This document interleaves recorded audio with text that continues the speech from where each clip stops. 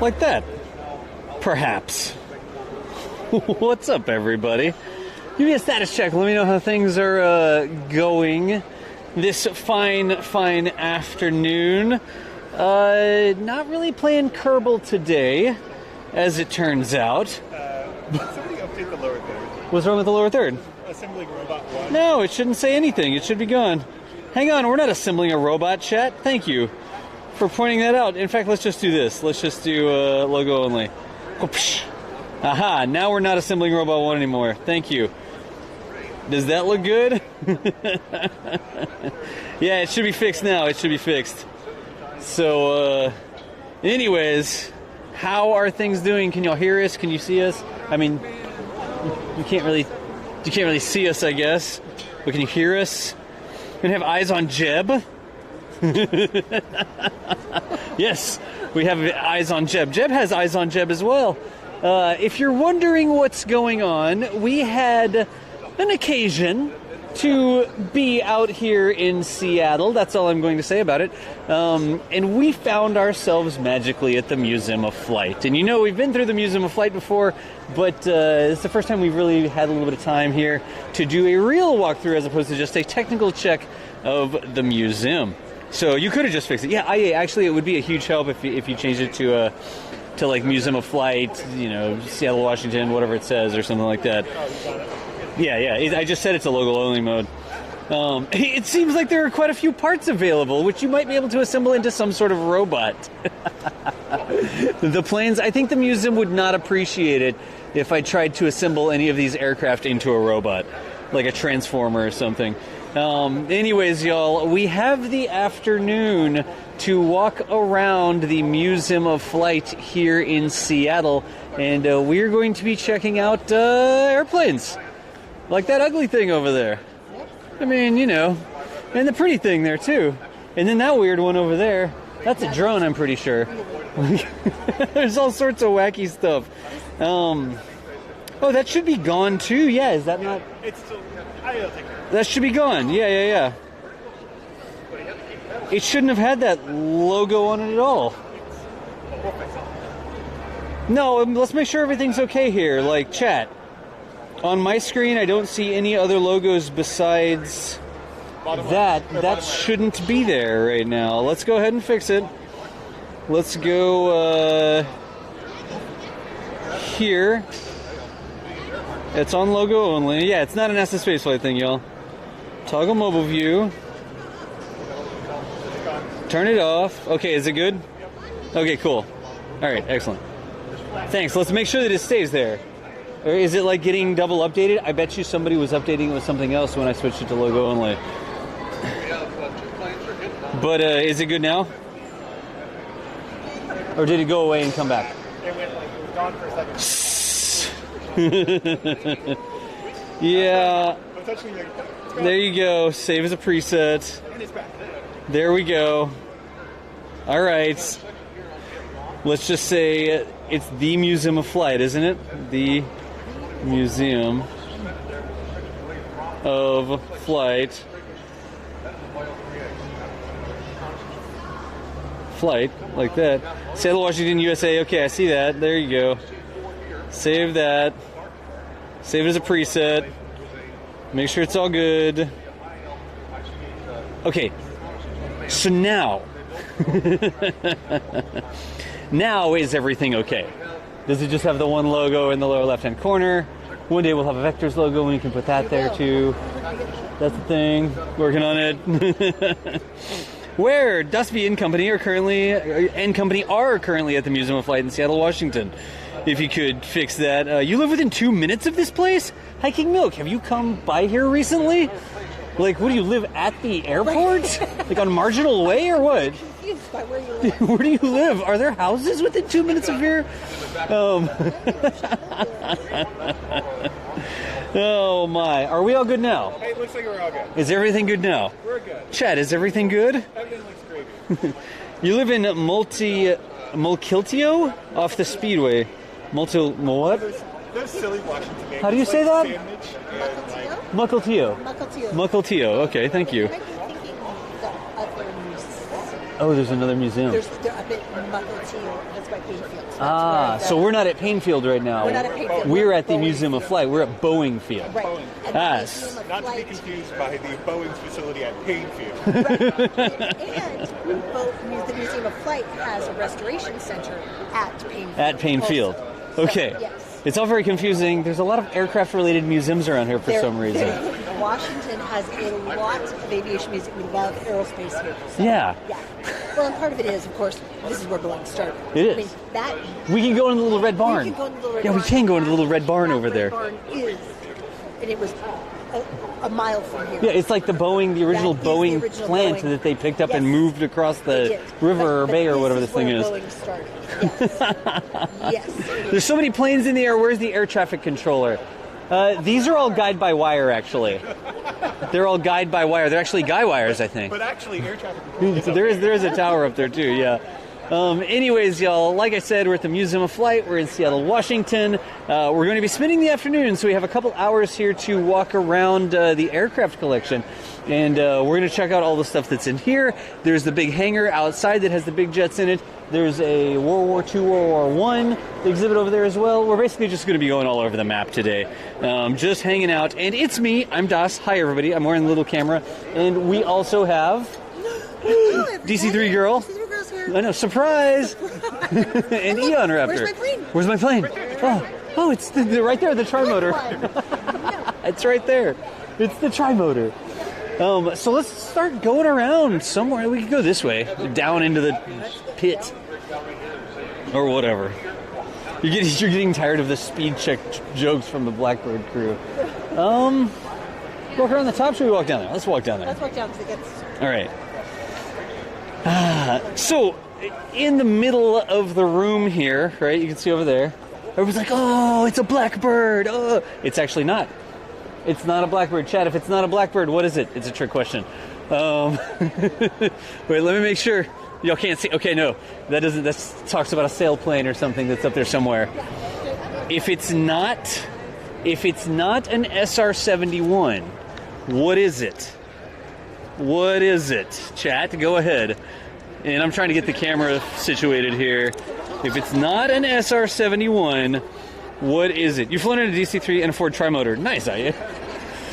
Oh, so sad to see a DC-3 out of DC-3 Girl's reach. It is. It's all the way up there. You can barely get to it. So apparently, we know about the SR-71, right? That was the spy plane.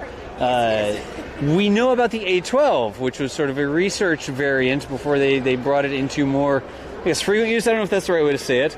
This is not an A-12. It's not an SR-71, and it's not an A-12. What was this? This is a M21. MD-21, right? Well, the M and the D. In the D.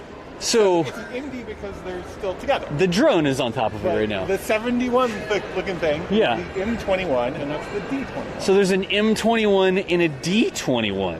Apparently, this isn't a replay. No mystery. I'm in Seattle right now. I'm in Seattle. This is an M21, and it has the D21 up on the top there. This is the SR-71 variant, I guess you could say, that actually had the autonomous drone that they were testing.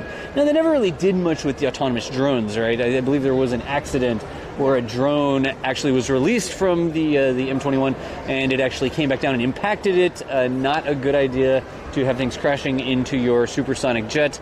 So they didn't really do a lot with it.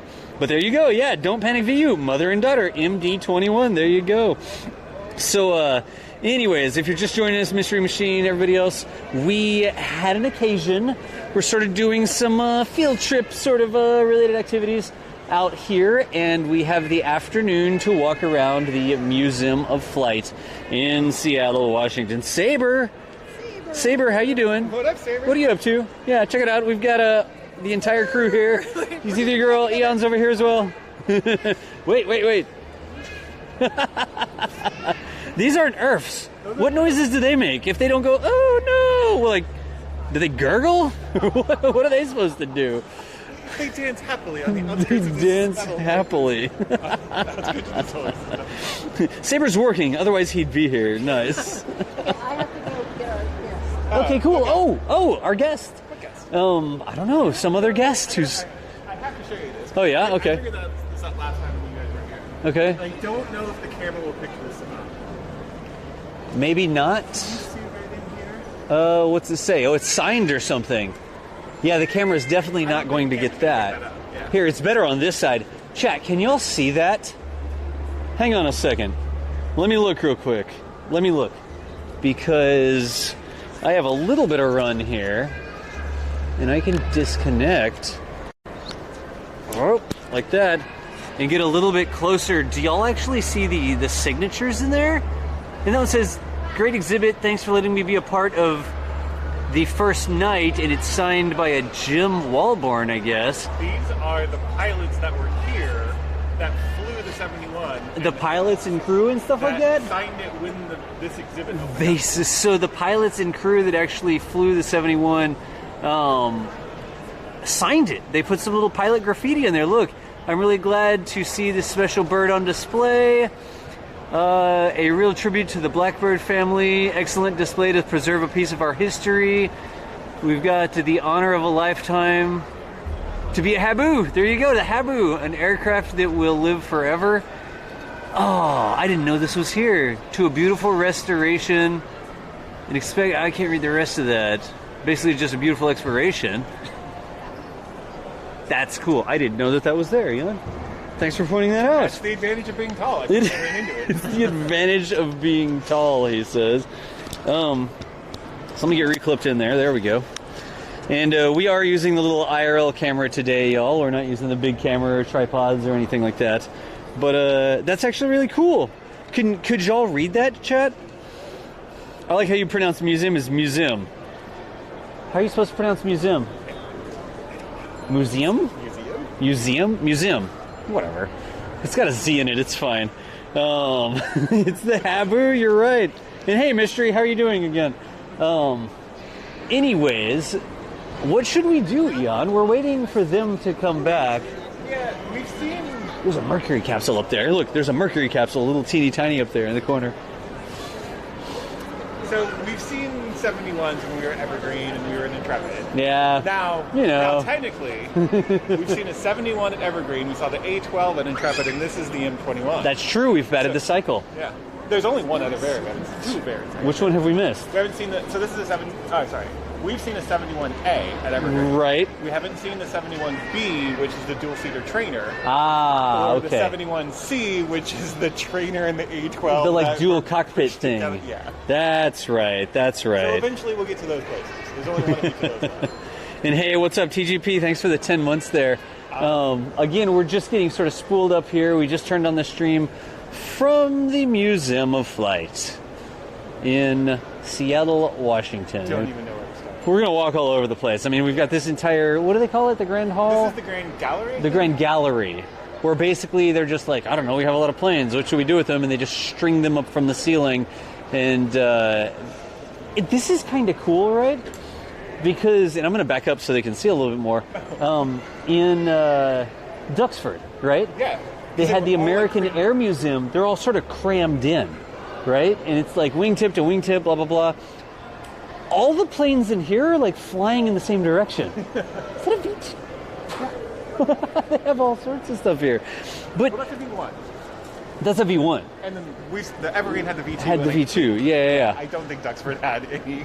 But everything in here is sort of flying in the same direction. You've got the F4 and what is that, like a Starfighter or something next to it? I think there's a MiG-21 next to it? Okay. And then there's, I think it's the YF5. That's going sideways? The orange aluminum one. That's We'll get closer, yeah. Above it. One of the first test F5s. And there's the Electra that's there in the back corner. Right. The one that looks like Amelia Earhart's plane. Right. Was the plane that flew the recreation of her flight. So here we go into that again. And y'all, we're waiting for the rest of our crew to meet us here. And then we're going to be walking all over the main gallery here. We're going to go outside to the big gallery. Not the gallery, I guess.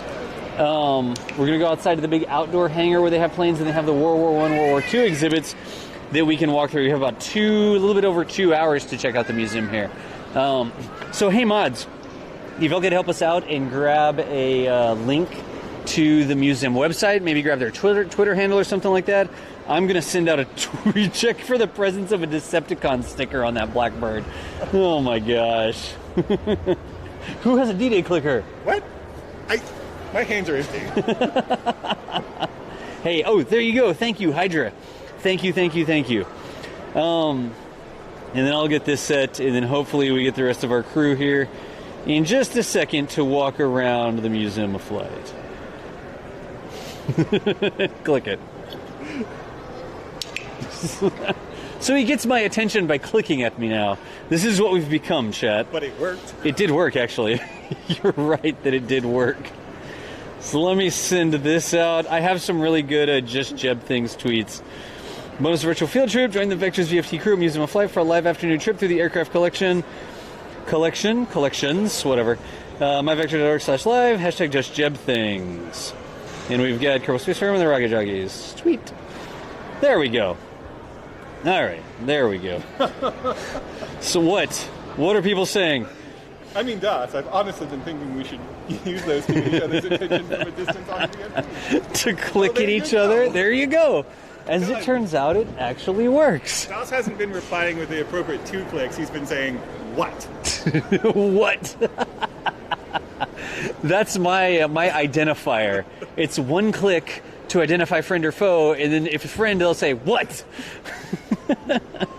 Gail and I will try to be closer when I talk. Yeah. We're super low profile setup here. We're walking around the museum, so we're not using the big camera or tripods or mics or anything like that. We just have basically the selfie virtual field trip camera here today. So, anyways, did we lose them? It's Julia. Yeah. You know she got distracted by something shiny.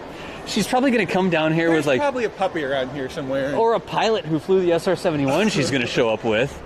Like, oh, by the way, on the way in, I found I found this. Yeah, Cesar.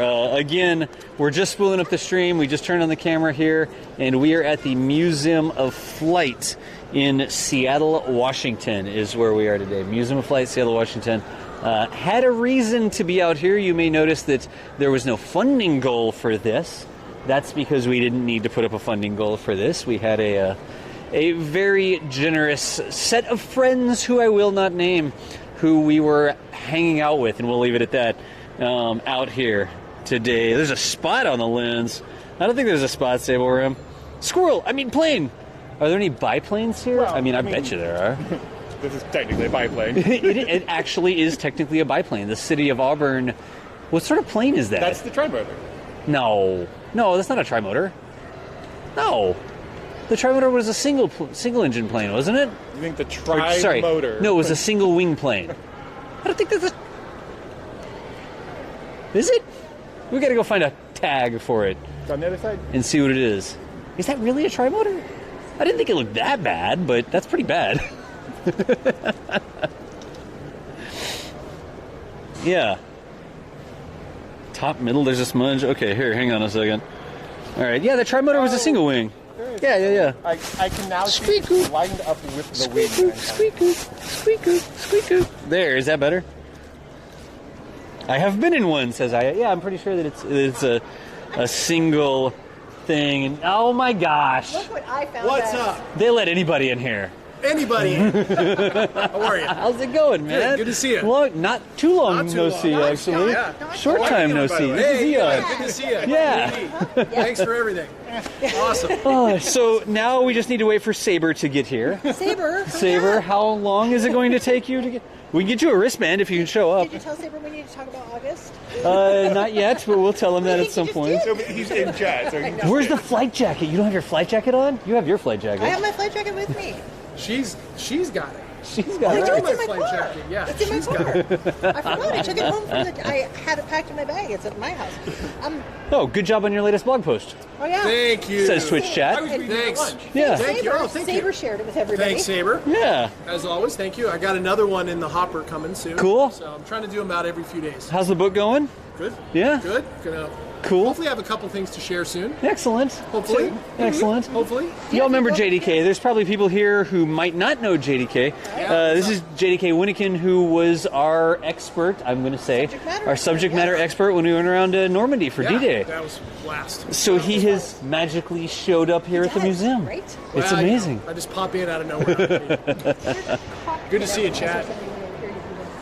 God. But he sat in an actual... Where are we going? Well, I think we should go over here. Okay, let's go over there. All right. All right. Don't look at this. Chad. One. Nobody bother. Which beach are we going to today? Oh, and Saber said it was cool to hear your perspective on doing a live broadcast for the first time. Oh, Yes. yeah. Excellent. You did a great job of. Oh, good. Yeah. Good. I'm glad. Well, hopefully That we was, made it painless. Oh, it was totally painless. I didn't read the It was blog post actually in yet. the blog. No, it He was great. favorite. It was great. It was just more of like, I've never done this before, and Yeah. I didn't realize it until I was literally standing in front of you. Right? I've never done this before. I'm not used to talking to people I can't see. And not having the audience response. Yeah. That was completely new. He's Yeah. used to teaching in front of a whole class. Instead of a where classroom. You can see if you're, not that he would ever be boring, but putting kids to sleep. Yeah, so it's not that you didn't have public speaking experience. No, just- it was just I speaking to normally- a public you can't see. Yeah, and I normally, you respond to body language or Yeah. like looks in people's faces. People going to sleep. Right, exactly. Napping. Napping. Yeah, so where are we going? The rest of the way up? I think we should go around this way because, Yeah. you have to see this. Because that's Right. fantastic. And you have to explain that no, it's not really Amelia Earhart's airplane. But it did chat. Okay, look, I don't know. Can y'all see it? But do you see how it's titanium colored on the top? It's not actually painted black all the way across. So it's a black bird, but it's not all black. It's actually got the original sort of titanium So finish. these came after the A-12, but before the SR-71. Gotcha. Because this is the response to we won't fly crewed flights over Russia after Colonel Powers. Okay. So we won't fly crewed flights, so we're going to make a drone to fly on our supersonic spy plane. So I've been trying to figure out why this wasn't fully painted, and the only thing I can come up with already is that it didn't. This is my thought: is that Right. it didn't go as high and as fast as the 71s eventually went because it was carrying a payload. So my thought is they weren't as concerned about the M21 because the D21 was what was going in enemy airspace. Yeah. I'm still trying to get confirmation on that. Chat, does anybody have any history on that or anything? Like, find out why the D21, because this isn't a SR-71 and it's not an A-12, it's a D21. M21, D21's on top. Sorry, M21 on the bottom, D21 on the top. It's an M21. Can anybody find any reference material on why it's actually got the raw titanium on Look it? at it. The drone is fully painted. It is. But the mothership is not. And part of the paint was also JD's the taking radar. What is even happening? Getting the band back together. Getting the band back together. Sorry, Saber. We need our drummer. We need like one of those face cutouts of Saber. Then we could just hold it up. Well, I mean, behind the camera. We could hold it up behind the camera. Nobody would ever see it on the camera because it would be behind the I just need camera. the pictures of live view in the back of Saber's head. I mean, that's just... Oh. So I put together a photo album for Right. everybody's. So like, just send to Saber's mom and just send it and of all of the Send to pictures. Saber's mom. Because Saber's mom and I are friends now. Somewhere, As soon as I Saber's, can get, Saber's rolling his eyes right totally now. rolling his eyes. It's like, quit Not talking about my... somewhere in chat. In chat, yeah. So I'm putting these pictures together, and I'm like, I have great pictures of you guys. I have all these great, and everything's the back of Saber's head. I mean, the entire thing. is See, like, I took pictures of Saber. I've got lots of pictures of Saber because we were doing the live view great, thing. Because I just got the back of Saber's head the whole time. I mean, it's like, I don't know. Oh Sorry, my Saber's God. mom. Should we walk, like... She just wants to go over there. Should we, like, walk up the edge here? Do we know anything about these planes? Like, they're old. They're probably for carrying mail. Not exactly old. This one's not exactly old, but it's an interesting story. Okay. Let's sort of clear the crowd here. Stinson Model O. Yeah, but this one was the one that they built, flew once, and donated to the museum. Really? Yeah. I can't remember the exact reason, but She's P1000, the plaque. There's the information badge up there. Exactly. And she's got the P1000 that I use to track rockets at 100 miles downrange. I use it to take pictures of flowers. She's like Pictures of bunnies. 6 feet away from the motor placard. Right. You see the who doesn't love a The data pictures of plate? fleas on bunnies. I do. I posted a really great one in Europe of Oh, a French wow. fly because he was cute. See if we can give the camera to Eon and tell the difference. Nice. Oh, jeez. So they just built it once and they... It was built, and it was actually built by a gentleman down in Oregon. Right. Who we need to get in contact with because he wants his next project to be rebuilding Boeing 314. Okay. Sure. So he wants to build one. But he built this. He should have live streaming of him building it. Yeah, that actually sounds good. It does. And he built this plane, and when he took it out for the test flight, he had a problem with one of the fuel tanks, and he had to land on I-5. On In I-5? Oregon.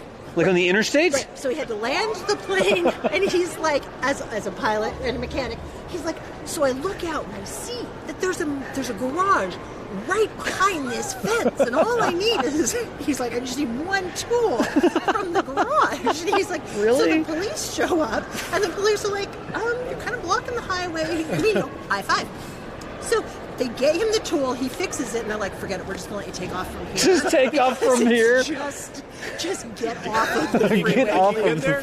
You got enough Yep. room? We could detain you, but then the freeway would be locked for Right, longer. Exactly, because there was an airplane in the middle of it. But he built this. The people that had commissioned him to build it donated it to the museum, so people could see what It's it was a like. it's a replica model of a model that only 9 were made. Oh, wow. Yeah, the model only 9 of these were made, and originally for the Honduran Air Force. Really? Interestingly enough, but then it just never went anywhere.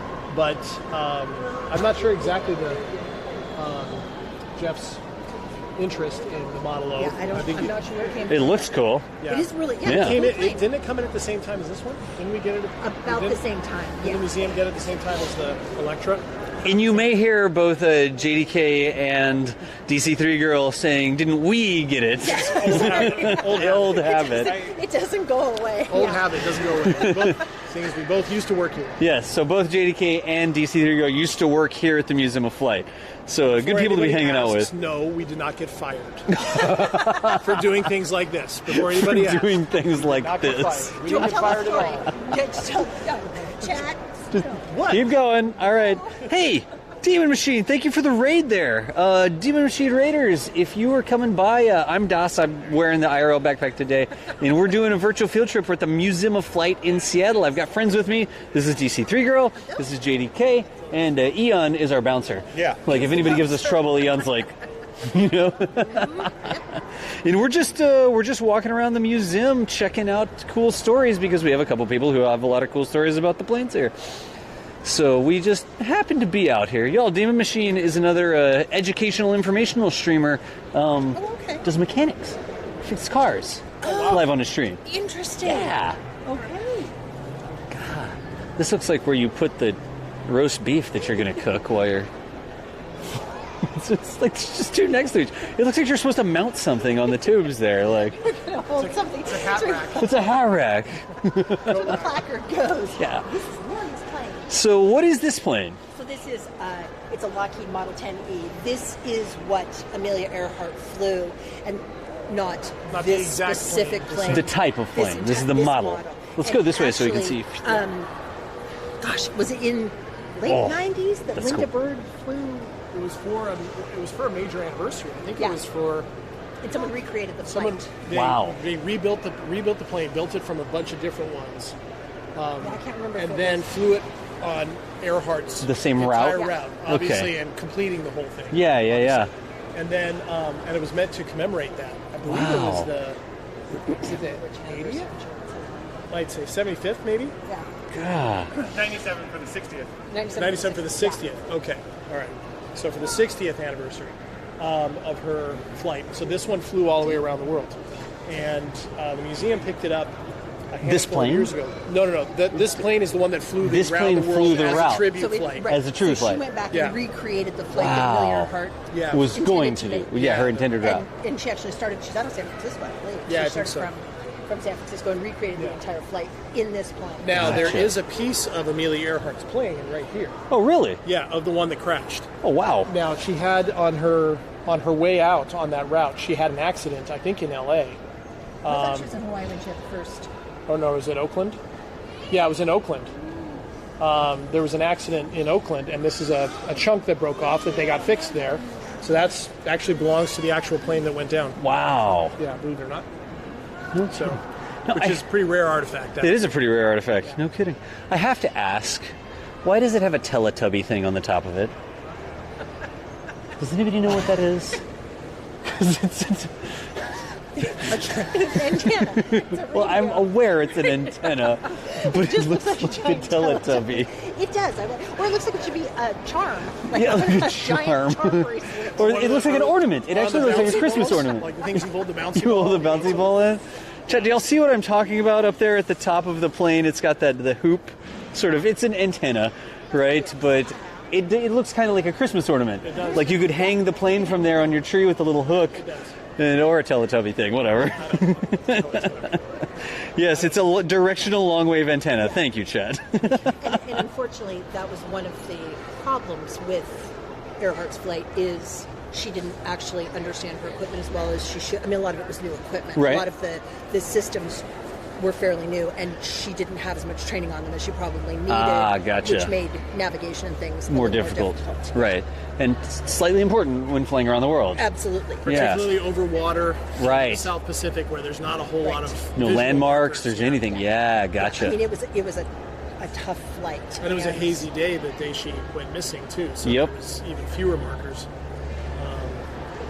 Apparently what Chad is saying is that clearly the Teletubbies needed directional antennas on their head that they could steer in tune to get better signal. Right. Or hang on a Christmas tree. Or hang on a Christmas tree. Either way. I do not By want a their- Christmas tree. by their heads. By their heads. All right. appropriate. Let's go on to the... Let's go this way. This is probably a MiG. This thing smells like MiG because the pilot is actually straddling the air intake. Right. So Exactly. Yeah. Yeah. Safety first, right there. Yeah, MiG 15. There's also MiG 17 in the collection. Okay. Which is just a slightly modified version of this one. And this one, I believe, is in. Is this in Chinese markings? I think so. It just definitely has Chinese writing all over it. Yeah, it's. But it's served in. Let's see, which one is which? Yeah. You read. See, I'm not an expert, Chat, but I'm pretty sure that's Chinese right there. And then, of course, I was joking, right? Straddling the intake. I mean, the intake goes on either side of the cockpit. From this angle, you can almost sort of, I don't know if y'all can see that, but you see how the intake goes around. It almost looks like the bow of a ship there. And the cockpit is sort of in the middle of that, like this cockpit is sitting in the middle of the ship. But, dude, that machine gun's cool. It's got actually two different sizes of machine guns, it looks like. Nice. The MiG-17 had an afterburner, apparently, people are telling me. Okay, good. Yeah. Good to know. Good to know. Yeah, this is the.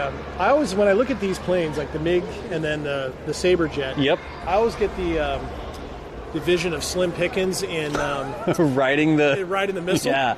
You know, Yeah, in, and what is that? What's the movie? Dr. Strangelove. Dr. Strangelove, Yeah, thank you. Dr. Strangelove. He's just Just riding the- I just always get that image because you're riding on the intake. Yeah.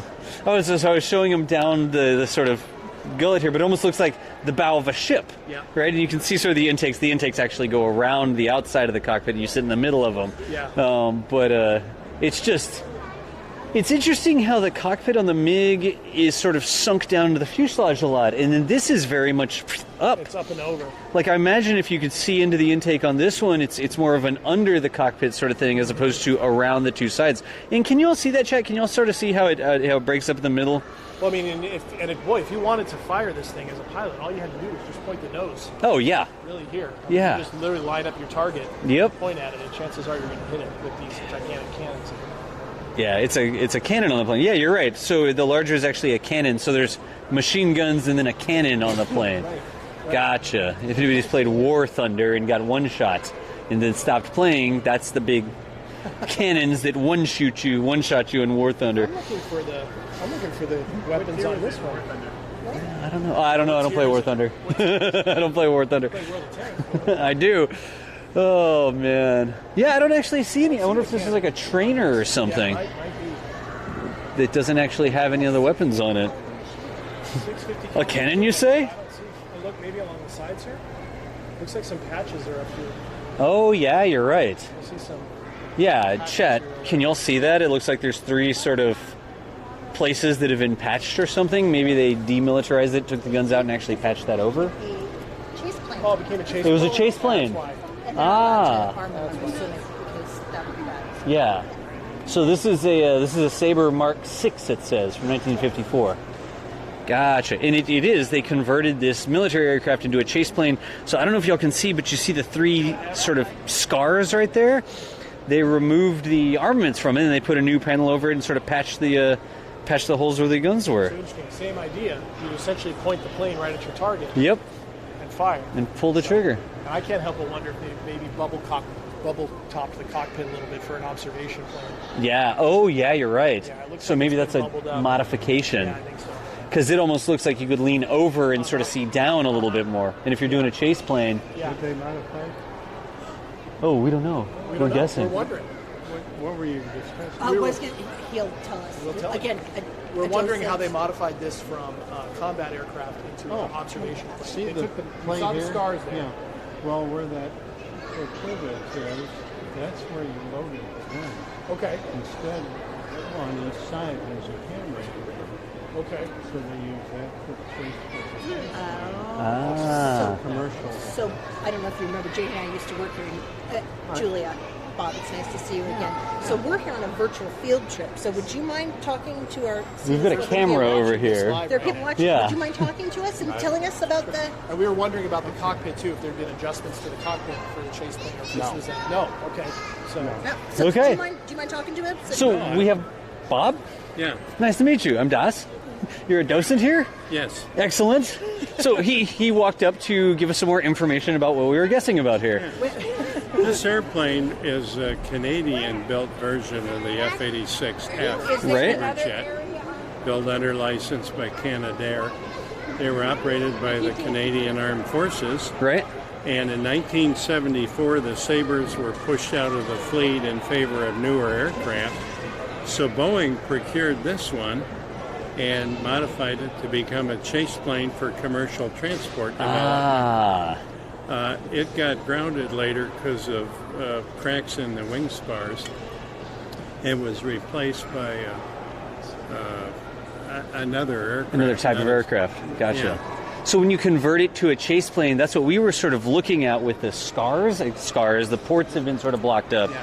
Like normally there would be machine guns or something there, right? Six machine guns. Okay. Yeah, 3 on each side. But after they converted this one to be a chase plane, you don't need machine guns sticking out of the Now it plane. has a camera on each side for filming the airplane they're chasing. But they didn't modify the cockpit or anything like that. This is just the normal cockpit for a Sabre. I suspect they took the gun sight out because they didn't need that. Right. You don't really point at it that way. Whenever you're trying to observe something, you can look out the side. Yeah, that's right.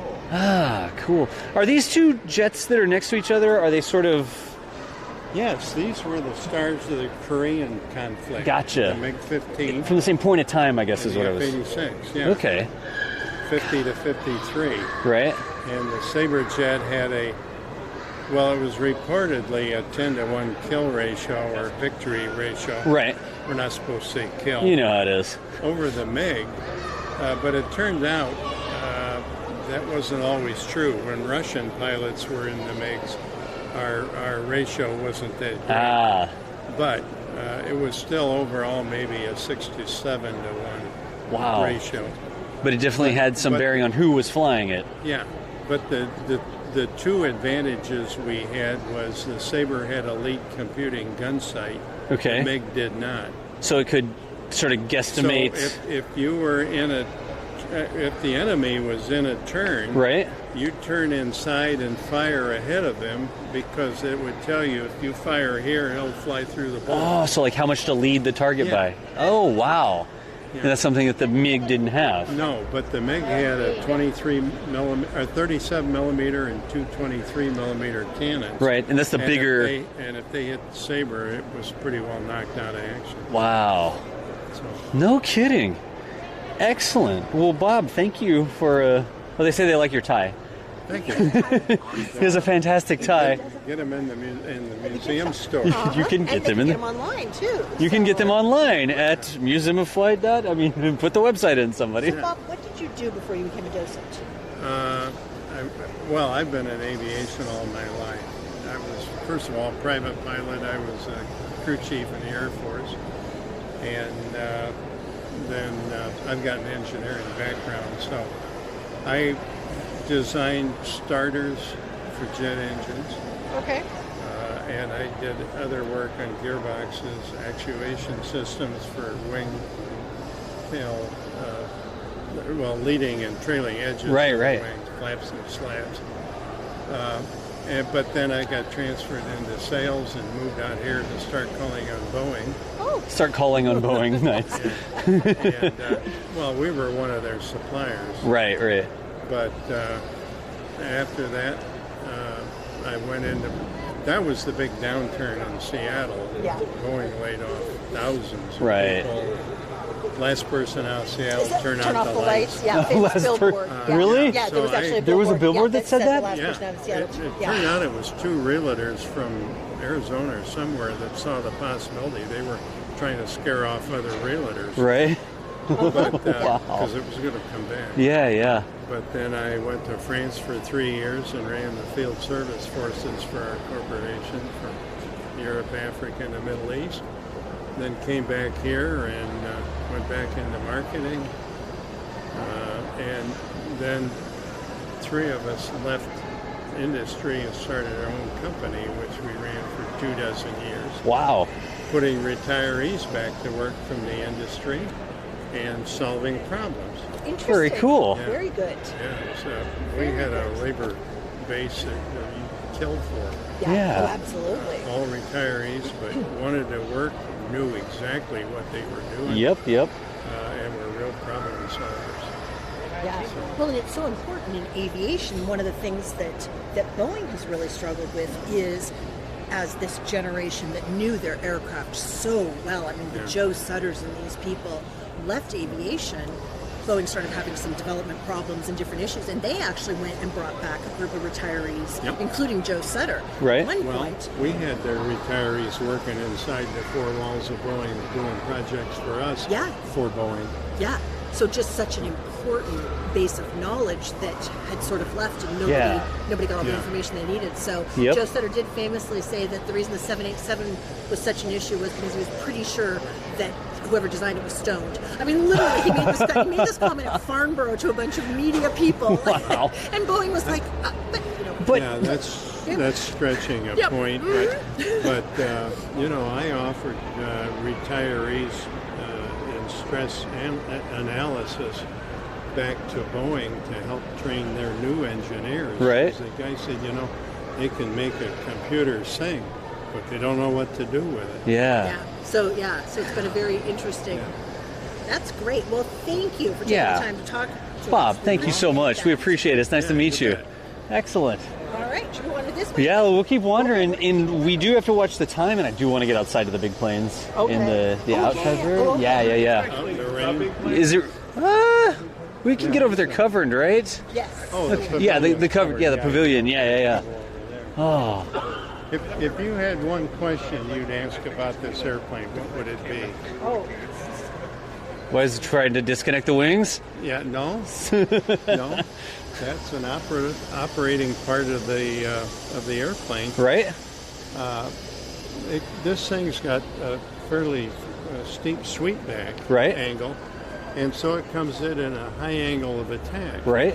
Which makes it tough to see the carrier. It's an aircraft carrier. Yep, a carrier based. So what they did is they left the wings in that angle of attack, but they lowered the fuselage by doing that. Yeah. So the pilot could see over the nose. So they use it for landing and takeoff only. It's like instead of the Concorde where they just dip the nose down so you can see it, they dip the entire plane down. Yeah.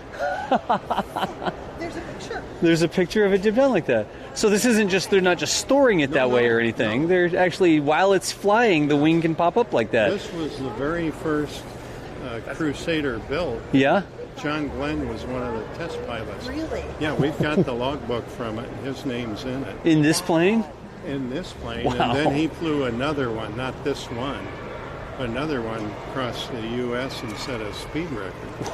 And I mean, I hadn't looked closely. I thought that was the edge of one of the wings. Yeah. It was folded in, but it's No, the whole thing it's is. the whole thing. Yeah. That's incredible. incredible. God. Those the pistons there that push it up must take a lot of load whenever it's in that position. I'm seeing a new build in Kerbal. Yeah, you could do this in Kerbal. You could do this in Kerbal. Incidentally, the very long boom on the nose Oh, yeah. for flight test purposes. Okay. This being their very first one was in flight test. Gotcha. But they fly a high angle of attack during flight tests, and they need this boom. They want it out where they can get undisturbed air to Right. get a static pressure reading that's this. Now, what the commercial transports do, and if you've been seeing shots on TV of the 737 MAX coming in, Right? look at back of the tail. There's a cone out there dragging behind it, Right? and you'll see a tube sticking out of the top of the rudder Right? where it comes out from. That's what they use to get static pressure. This is like trailing But they- behind. Yeah, but they reel it out about 100 feet behind the airplane. Oh, wow. Just to get it far enough away that it's not disturbed by the... When you go to the pavilion, if you look at the tail of the 787, you'll Right. see the tube still on it because that was a flight test airplane. Okay. If you go up into the number 1 747, you'll see the big spool with it.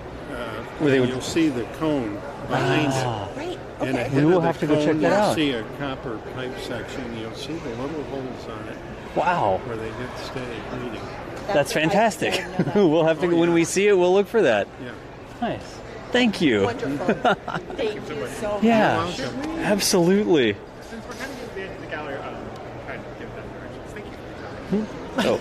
Oh, I'm like, wait, what? Are they talking to us? I don't know what he's doing. Well, I Good was luck. going to suggest let's walk around. We'll put us back up. We can head out to like the Red Barn. Um, So then This will take you just as fast to go up half a level.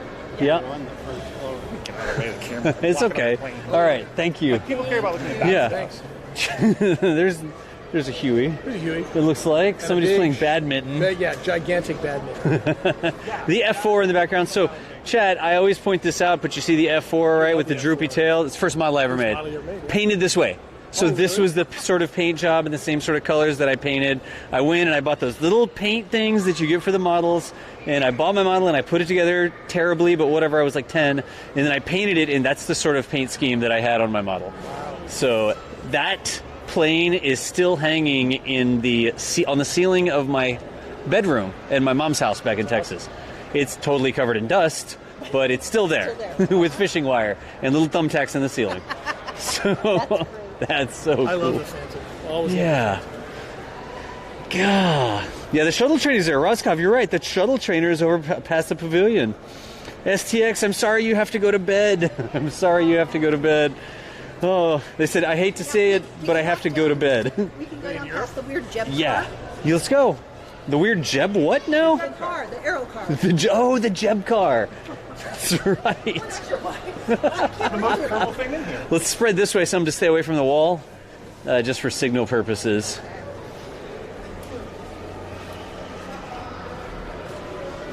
Somebody's tail hook that's been recovered.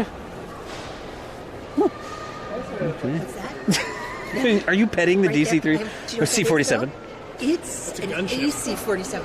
That's That's an attack. a gunship. Oh. In Vietnam, they armed them. Look, wait, I'm gonna see if I can get it. Chat, It's only a model. do y'all see on the model where it's actually got guns sticking out the last 3 windows in front of the door?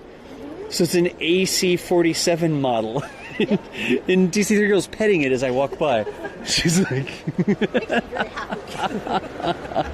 oh, It's a Goonie bird with attitude. there's a Goonie bird with Goonie attitude. bird with claws. Oh, look at the F4. God, that's cool. Oh, and there's all sorts of gunship stuff. This is like the Vietnam Yes. Yeah. section of the floor. Yeah. Cool. Yeah, this whole section in here has got. They did all stuff with Vietnam. Yeah. This is within the last 5 years they've done this. Yeah. So this is a wacky plane up here. Yeah. What is this one? Oh, it's a YO3A. It's a reconnaissance. He never escaped. It's a YO3A. But it's one of the quiet. It's one of the first. It's one of the first. It's one of the first attempts at stealth technology, Okay. but not on radar stealth, but in sound. Just sound stealth. Yeah, yeah. And Right. So it was meant to take high altitude photographs and be a spotter aircraft. And we talked with a couple pilots when they brought this in here, and they said, taking off, no problem. Flying it, a dream. Yeah. Landing it, a nightmare. Oh, really? Which is why they ended up not making a whole lot of them, because the plane had a tendency to tip up on its nose. The wings are so skinny, too. It almost looks like a long duration, like one of those electric planes sort of things that you see. But You can kind of see the inspiration for the U2. The same tail boom here, the Yes. long thin wings. yeah, it does have long, thin wings. You're right. Bob says there's only 11 of them built. Bob's here. Nice. Only 11 of them? Yeah, their mission was flying over the jungle canopy on the Ho Chi Minh Trail. Right?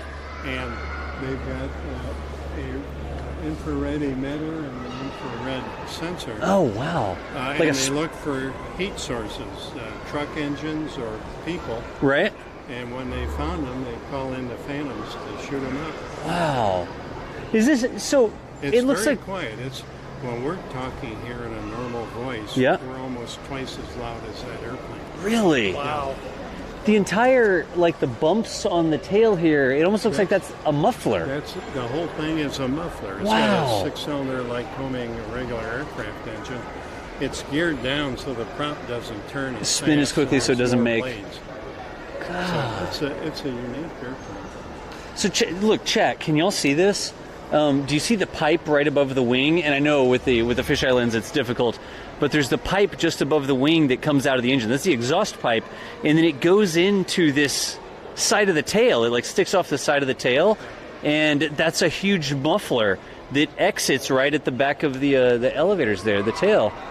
So that entire tail is almost a muffler to make it quieter, so you wouldn't hear it coming. God, so I guess So the enemy never knew they were around. that would make sense. You have one of these flying over and you like spot a target or something like that, and you don't want them to know that there's a plane flying over, know they've been spotted, and then they're all still grouped up or in the same spot whenever the firepower gets there. Yep. Wow. It's built on a glider, Yeah. so it didn't fly real fast. Right, It right. didn't need to. Right. It didn't need to. With all the infrared stuff, you could fly it at night and look around. Bob, can you tell us about the Aero car too? Like, while you're here, just so Bolt Taylor, who was an Oregonian, right. developed this right after World War II. Right? The predecessor to the FAA certified it. They built 6 of them. 6 of them. Marilyn Monroe and one other Hollywood starlet have ridden in them. Everything in silver comes off. So Okay. You can fold the okay. wings, store it in your garage, and just have an automobile. They were very close to a production contract with Ford Motor Company in about 1947. For some reason, it didn't happen. In 1947? Yeah, it's right at the end of the Wow. war. Because he figured there's pilots galore from the war. Yeah. I'd never So- thought about that, but interesting. Of Yeah. course, there were so many pilots coming home. I like to ask people if they had a teenage son that asked for the car tonight, would you tell them yes, we'll leave the wings home? Give them this. Leave the wings at home. Yes, you can borrow the car, but leave the wings at home. I have to wonder about the controls inside. Like, just- does it have a stick, or do you keep No, driving with the it's steering wheel? It's like the Air Coupe, Right? which didn't have rudder pedals. It Right. only had a steering wheel. So there's a famous woman who had no arms that was checked out. She flew hundreds of hours in the Air Coupe Wow. just with her toes. Wow. And the control. Do you like pull back on the steering wheel to Yeah. pitch? Yeah. Really? You pull back on the steering wheel to Yeah. pitch, and you yaw, you use the rudder by steering. That's We insane. normally have a kiosk where you can see it actually, Like how it- the wings being unfolded and it goes flying, but God. that's not out. Kiosks have to be repaired sometimes, I think. Like, God.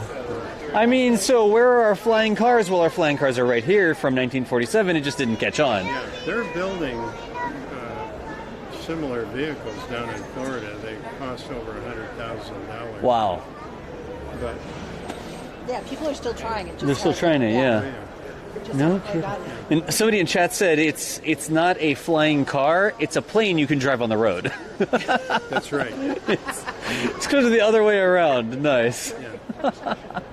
Gosh, just step over this way.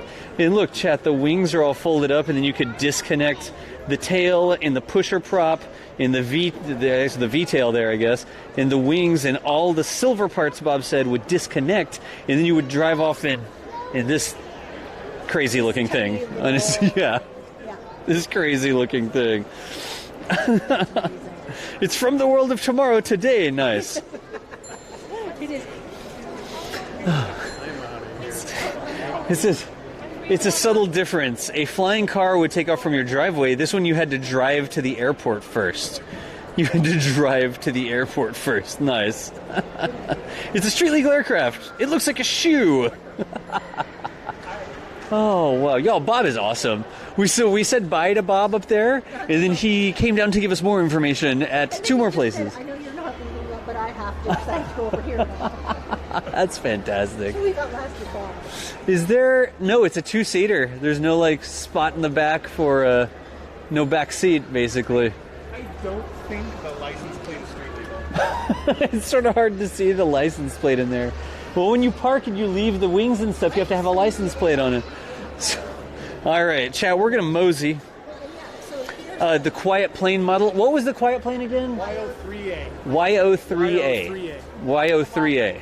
There you go. So this thing up here, right here, the six-bladed prop is a YO3A. That was the first stealth aircraft. I think it's missing some critical pieces, but let's keep walking. This one won't go anywhere. So I really want to walk out. Is there anything we should say about this plane, the biplane with the three motors over there? No, nobody cares. No, nobody cares, she says. Why shouldn't we say anything about that? Oh my gosh. Because Julia said so. It's fine. It's a tri-motor. It's whatever.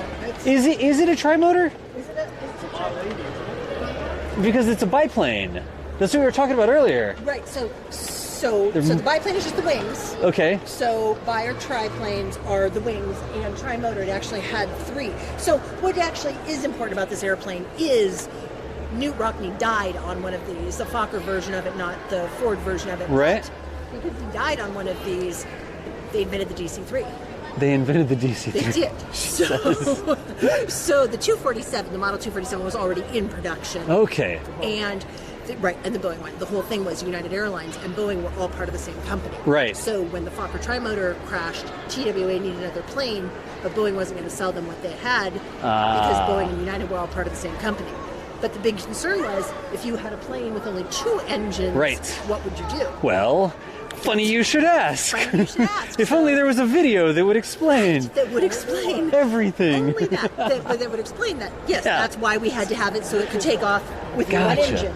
So we can refer to that as a tri-motor. That is a tri-motor. Because it's got three motors. Yes.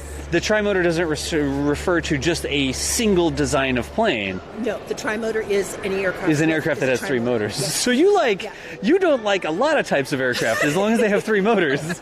I thought you were talking about a specific plane that was called the tri-motor. And that is a Ford tri-motor. So that one is, but tri-motor's a little like Kleenex. Right, it's like Kleenex. Tissue, or it's an airplane with three motors. No. And at the time, they still just didn't know that you could make it with just two engines. Right, you didn't. This one is amazing because this is the aircraft that Boeing, we started doing airmail with. Right. So, and it was so incredibly heavy. But passengers could go in there. So back then, if there was a choice between passengers and mail, the passenger got booted and the mail got to go because they made more money off of mail. Could you imagine, we've oversold our flight, we're looking for two volunteers. And they followed the railroads below them. Right. Yeah, just looking down, follow the railroads. Well, and this is where the famous saying, seat of your pants, when people say they're doing something about flying by the seat of your pants, right? It was literally because back when they were flying these planes, they knew they were upside down when the seat of their pants left the seat of the seat. So flying by the seat of the pants meant your butt was still in the seat. But the minute it wasn't, then you had some problems. Then you had a problem that you had to resolve. Exactly. So. Oh, wow. Yeah, and I'll get a shot of this one right here. So this is the one we were talking about, the three motors, the tri-motor. So 1, 2, 3 motors. And it is a biplane, And I thought that when DC3 Girl was saying tri-motor, it was like one plane that had 3 motors and the rest of the design was specific. But what she was saying is that any plane that has 3 motors is terrible and should be... And that's not really it. But Ford I paraphrase. Ford made these, and then It's what she said. Probably is what she said. Probably. And Fokker also made them. Right. And so, unfortunately, it was the Fokker tri-motor that crashed with Newt Rockne, and then it was just ugly from there.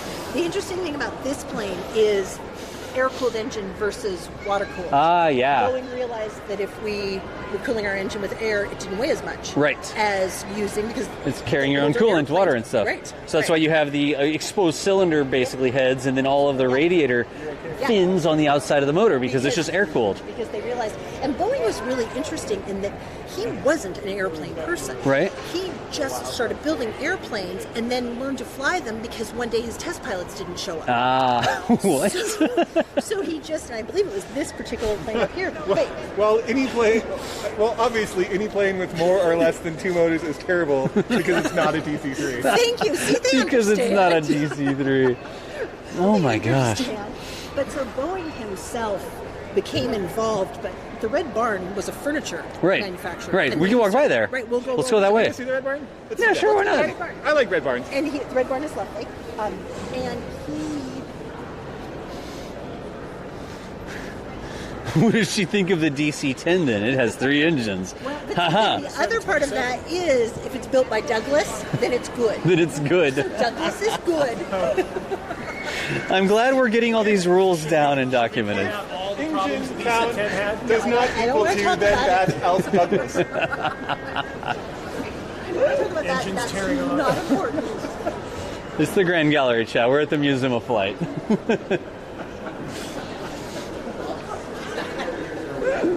Facts are only suggestions. Suggestions. It's more of a guideline. I love the plane design where we thought that it should still look like a bird wing.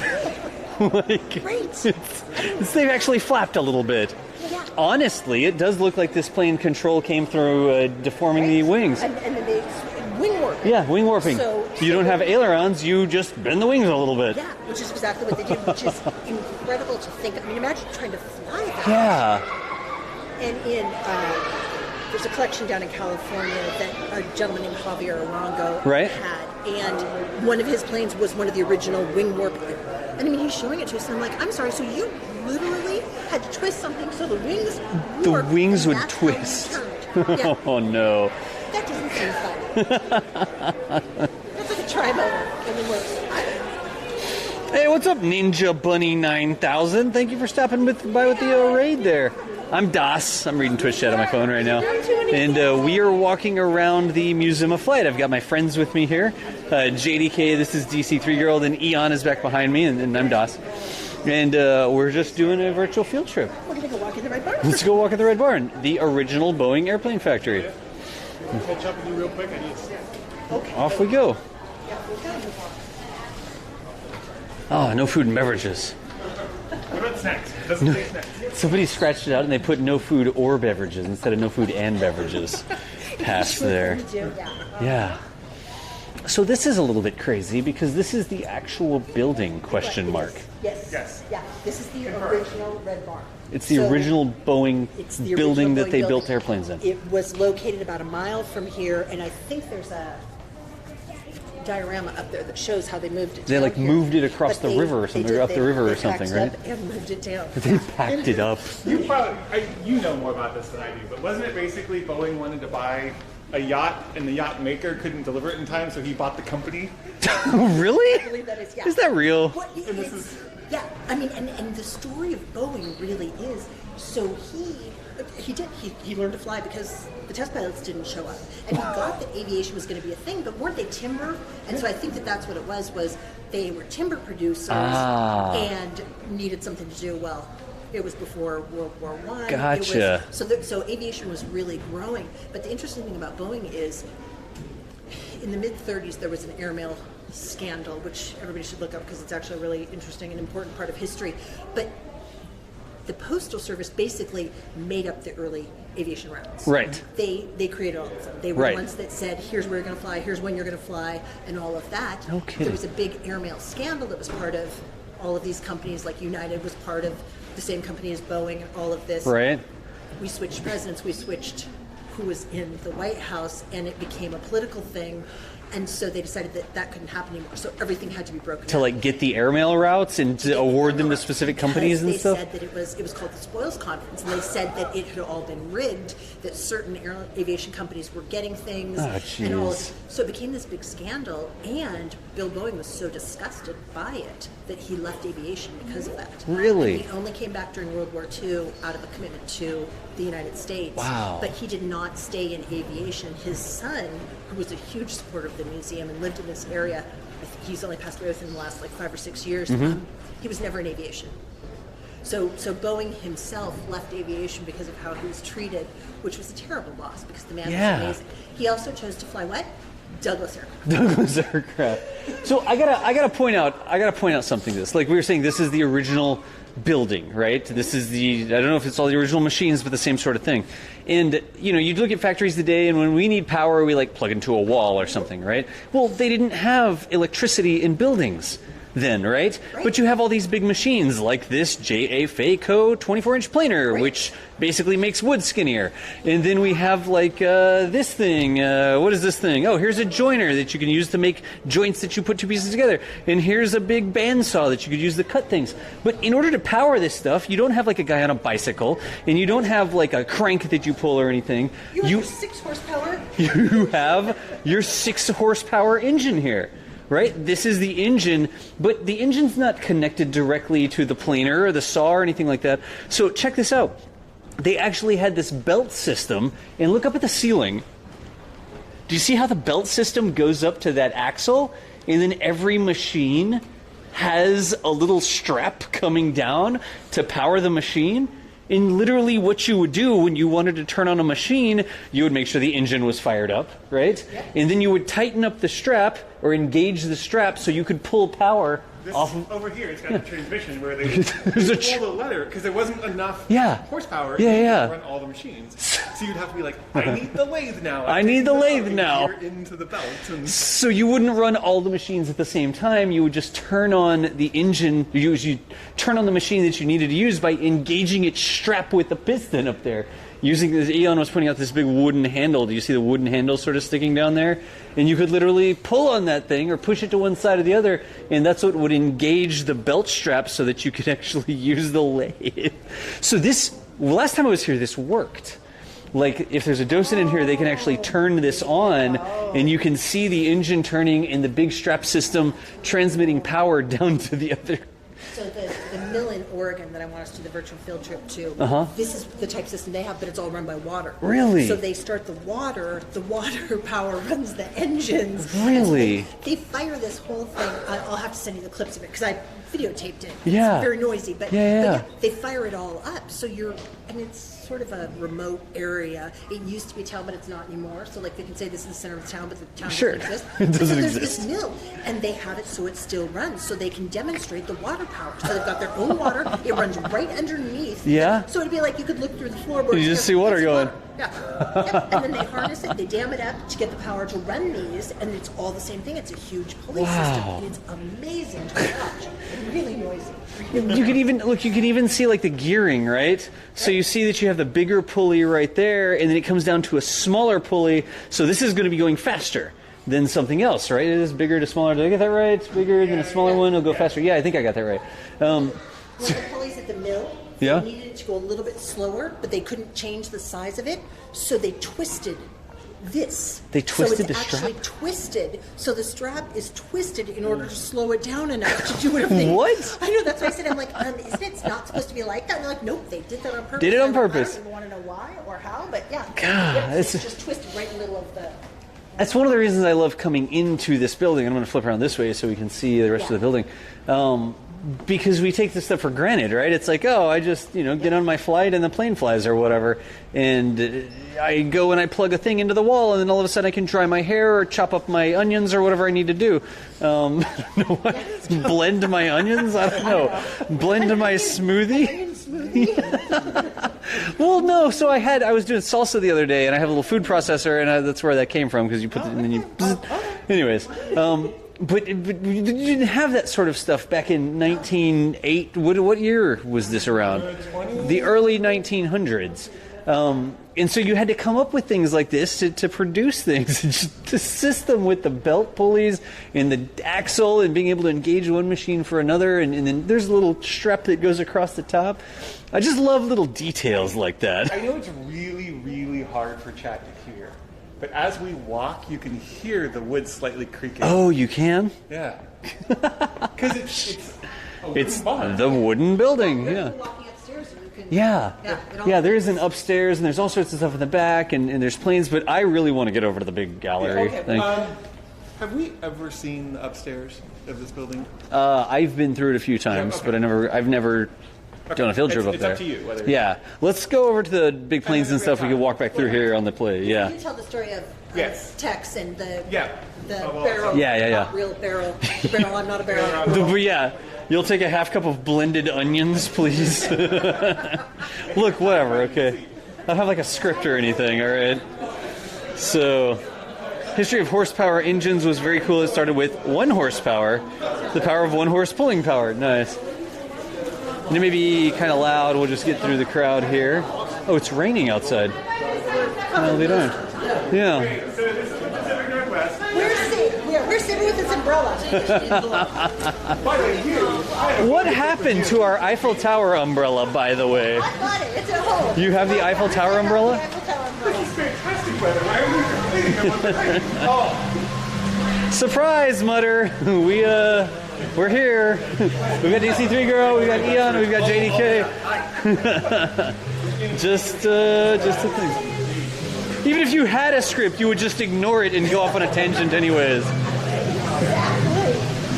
I guess that's music playing in here, huh? When they built this, they got an arts grant from the city because they play music. Because they play music. The walkway was paid for with an arts grant because they play music. Because they play music in the walkway. They have like 6 songs. I should play music like places and get an arts grant. Yes, you should. Could we play music on our field trips and get an arts grant? Do we have any other rights music? I don't know. Some Popsky music? We can make lights blink at the same time. I know it's loud in here, y'all. We're going over there, though. Do you see the big covered pavilion? That's big enough to have a 747 and a 787 in it? That's where we're going. Did you drive down this road when you came in? Not this time, but I've driven down this road before. So down, if you came straight at the end of this, right? there would be the MAX airplanes on both sides of it. Oh. Solid. Like parks. Yes. Gotcha. Okay, now, it's going to rain until we get in the front door. Right. Should we just walk? I think we should. Yeah. Are you okay going out in the rain for a couple minutes? Yeah, I'm fine. Chat, we're getting the rain. It's raining. We'll have to wipe off the lens whenever we get there. Welcome to the actual Pacific Northwest experience. And that was a lot of dripping. All right, let's just get inside here, y'all. Let's see if I can cover the lens too. If only I had some sort of device which could keep the rain from hitting things. All right, I'm inside. Whew. All right, hang on, chat. We'll get inside and then we'll deal with the lens or whatever. Oh, hey, hello. Hello, Payload Bay Trainer. Jeez. I'll clear out this way some and then... How bad is the lens? Is there water on it at all? I was trying to keep my hand over it. Yeah. All right, I'll wipe it off. I was going to dry I can't tell if it's the camera in my glasses, but there's definitely water on something. Yeah, Chad, hang on a second while we get a handle of this. What is this, wet dust? See, this is why I couldn't live where you live. This is what I'm used to. Dry heat is like the opposite of what I want. This is the complete opposite of what we were doing at Spaceport America, last week or whenever that was. Jeez, it's actually hydrated. Demon Engineer, is a contrast today. I've been recently making APUs for Boeings and Airbuses? Really? You've been making them? Wait, am I missing something here, Demon Engineer? God. All right, let me fix the screens. Didn't see all these details when visiting a month ago. You're glad to have a second visit with the experts. Oh, thank There you go, Hellion. They just called us experts. Of course. I mean, I'm not. All right. So let me grab this. Because you anticipate the need for umbrella in Seattle. Yes. All right. Let me handle the thing here. I just got to wipe this off right quick. Yeah, there's definitely a little bit of water on the lens. Hi, chat. I'm here. Let's just fix this right quick. Oh, Jeb got soaked. He's fine. He's fine. He's been through worse.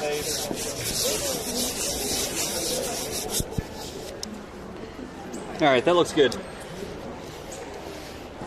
Jeb is writing on the Live View backpack chat. So, all right. So today is mostly about aircraft. So although we have this massive, awesome shuttle payload bay trainer here, which the actual astronauts trained in, we will walk outside. Steal you for half a second though? Yes, what do you need? So we saw the signatures in the M21, right? Yes. What's the same thing? Well, not on the thing, but a curatorial tradition that allows the last crew of each aircraft in its collection to sign the wheel well of their craft. And so it says, in 2011, while training for STS-135, the crew of the final shuttle mission took the time to sign the wheel well of the full fuselage trainer, the FFT. So it says the crew of STS-135, it says the final four. Doug Hurley, Crippen, it's got John Young, Chris Ferguson, Sandy Magnus, and Rex Walheim. Well, But two of those are actually, John Young and Roger Crippen weren't on STS-135, were they? so here, these are the signatures from STS-135, and these Right. are the two first? And then two extra. and the four Yeah. So that was, 135 was Doug Hurley, Chris Ferguson, Sandy Magnus, and Rex Walheim. And then we've got John Young and Robert Crippen in there because they were STS-1. So you basically have the start and end of the shuttle. Yeah. Okay, is that cool or what? Look, chat, can y'all see that? Maybe not. It's a NASA-themed Navy patch. I don't know if there's any way that y'all can see that, but it's like the worm logo, but instead of NASA, it says Navy. All right, that's cool. That's cool. So let me back out again. Oh, yes. Yes, Spaceship One as well. Let's keep walking to the outside. Model rockets, anyone? Model rockets, Apparently there's some nerds called the NAR that do some rocket stuff. It's only a model.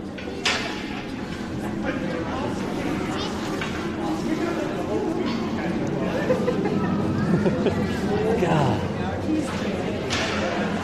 And you can actually walk into the full fuselage trainer payload bay area. And you can, it's an extra charge, but you can actually go into the front of it. Right. That's like closed right now, it looks Right. like. So Yeah. yeah. One of these field trips we will get in.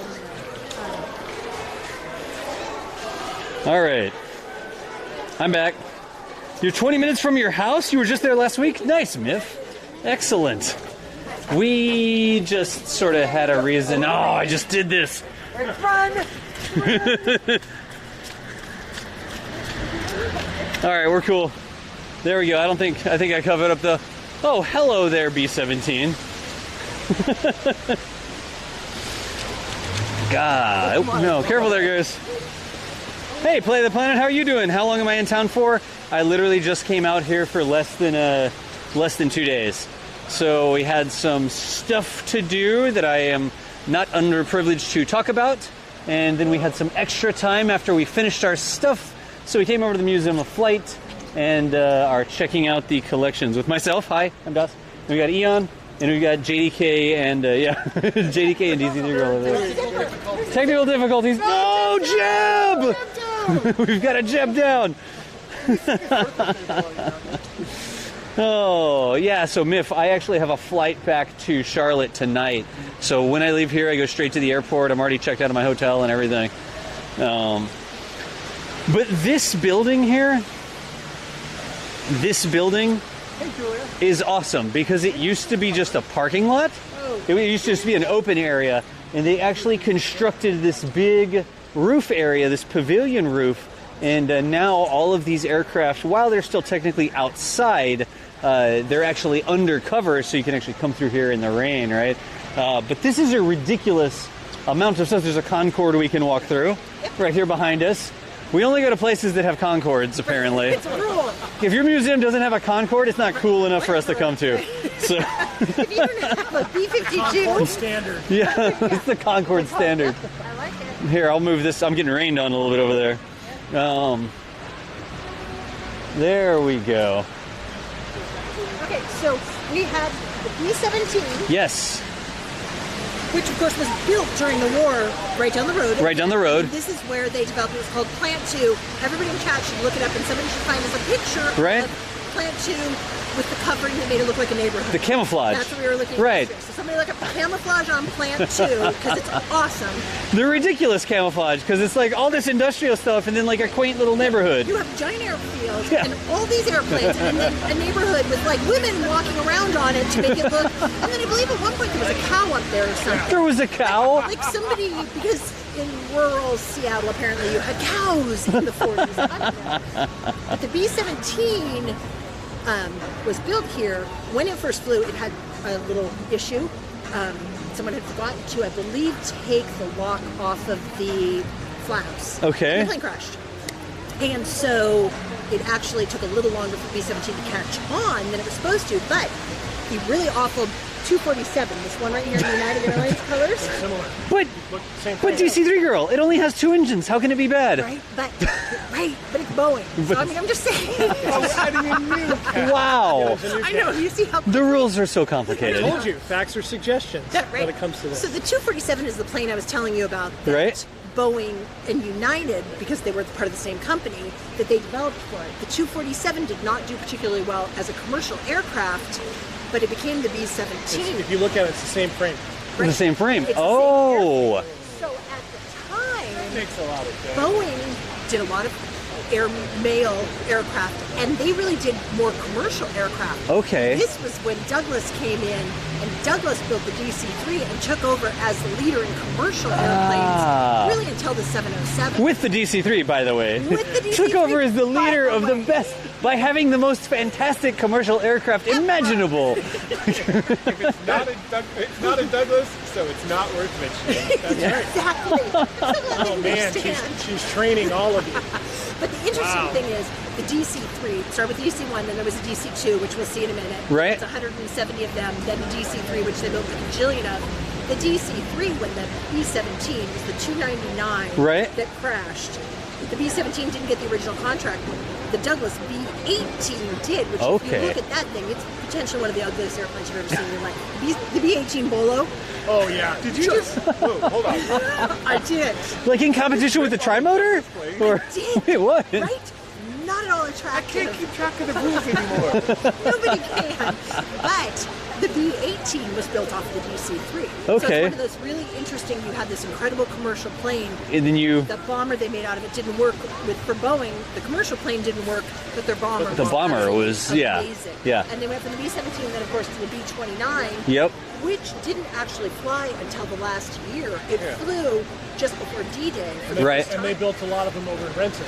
Yeah. Where they build the 737s now. A Ah. lot So of these just were built there. right over the hill. The 29s, I don't think they ever saw European action, right? They were mainly No. used over the hop in the Asian theater, and then not during the obviously war. the last couple days.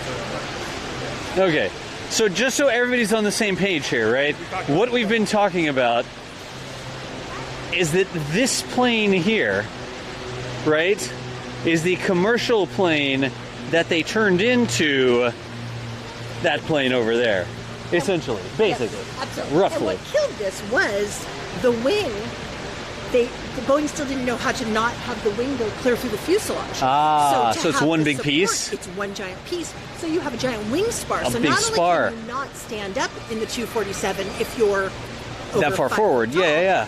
But you have to step over a giant, and it's like in the middle of the middle of the cabin, entire right? cabin, So yeah. If you're walking through, you have to step over it. And so Right. guess what plane you can stand up in? That's a no good wing spar. question. Jeez. That doesn't sound safe if the spar doesn't go all the way through the fuselage.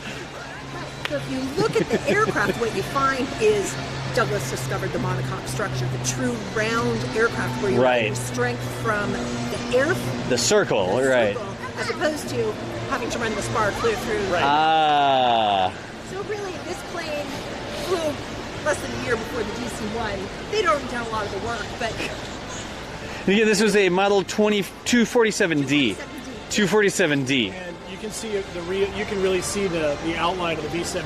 Yeah, it does, especially in that picture there. Yeah, and obviously they tapered the fuselage and then gave it a bigger tail. Mm-hmm. But the front end, it looks like it. pretty much the same. You paint it olive drab and call it a day, right? Yep.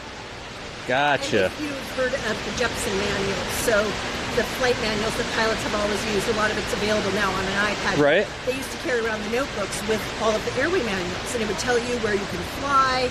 You pull up a map, pull up a Jepson manual, and that's actually this gentleman. And he started out, he made the first one simply because he was flying into all these little fields, and he didn't know what he was flying into. What he was flying into. So he started making notes, and eventually became this huge company. He actually was one of the pilots on this specific aircraft. Why does the nose have a hinge and a clasp? So you can open it. For what? Duh. I mean, so you can access it. Maybe there's backside of...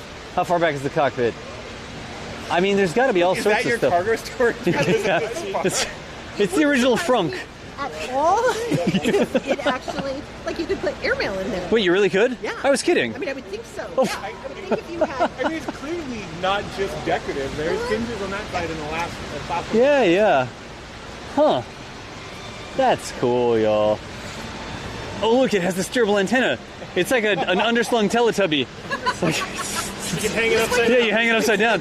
When you serviced it, you'd actually hang it upside down by that thing. By the And seat of your pants. yeah, by the seat of your pants. See? It all comes around. Full circle. Absolutely. I like the they're not really mannequins, I guess. They're almost sculptures or something. It's startling. When you first see them, they look You real. think they're people, yeah. Wow. But they also give you like a sense of scale, like how big these things are. So you see the guy there who's working on it.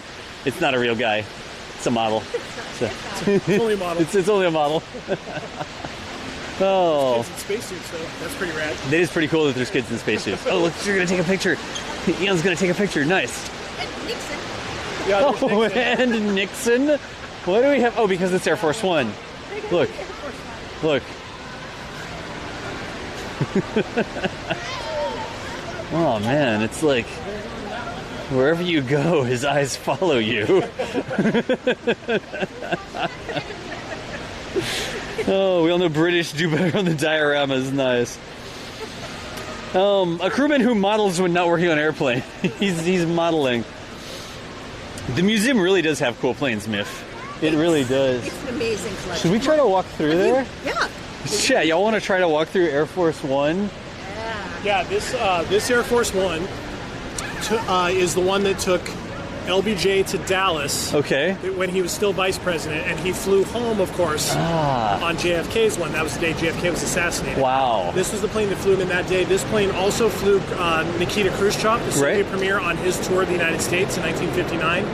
It also took Kissinger to Beijing Wow. when he was negotiating the opening of relations between China and the United States. Gotcha. So it's got some history to it.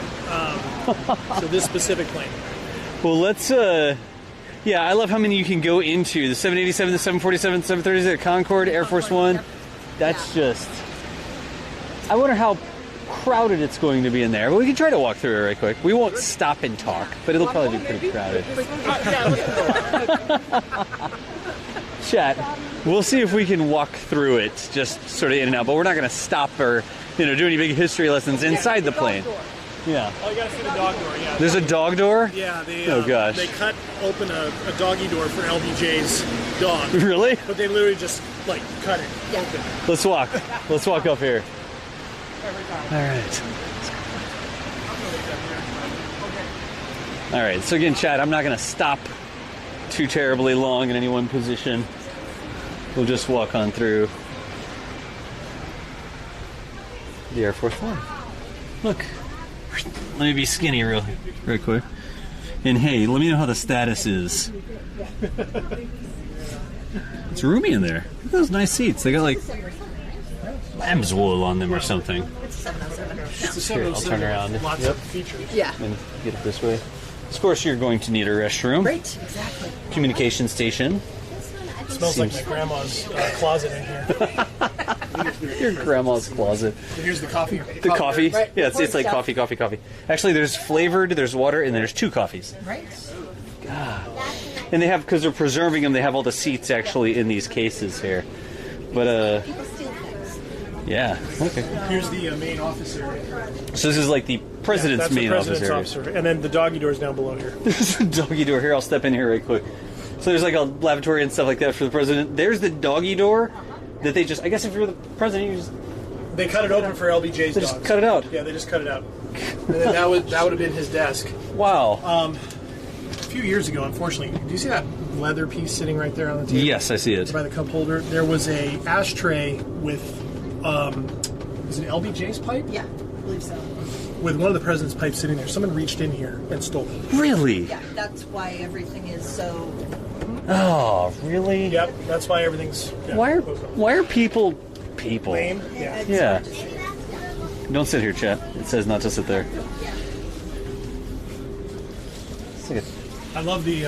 I'm not sure that's a historically accurate television. From the sharp 13-inch LCD screen. Yeah. I'm thinking it's not.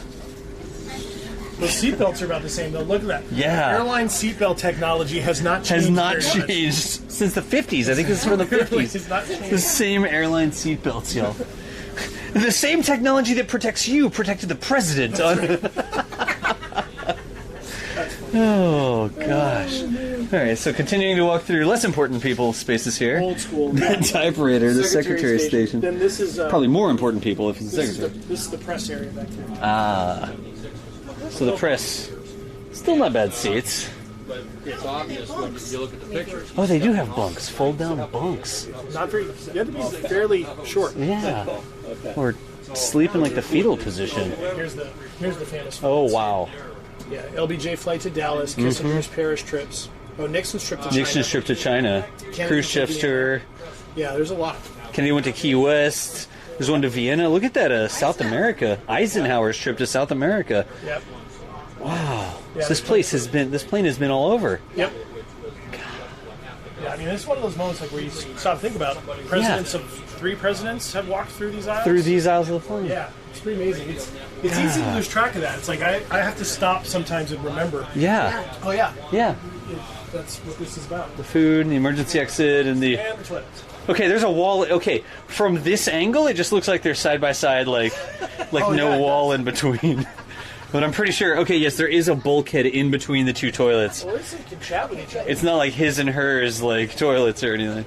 So, wow. Nice that you can chat with somebody. Chat with somebody while you know. What's up, Herb? Someone to. Dude, it's kind of a bumpy flight. Dude, it's kind of bumpy today.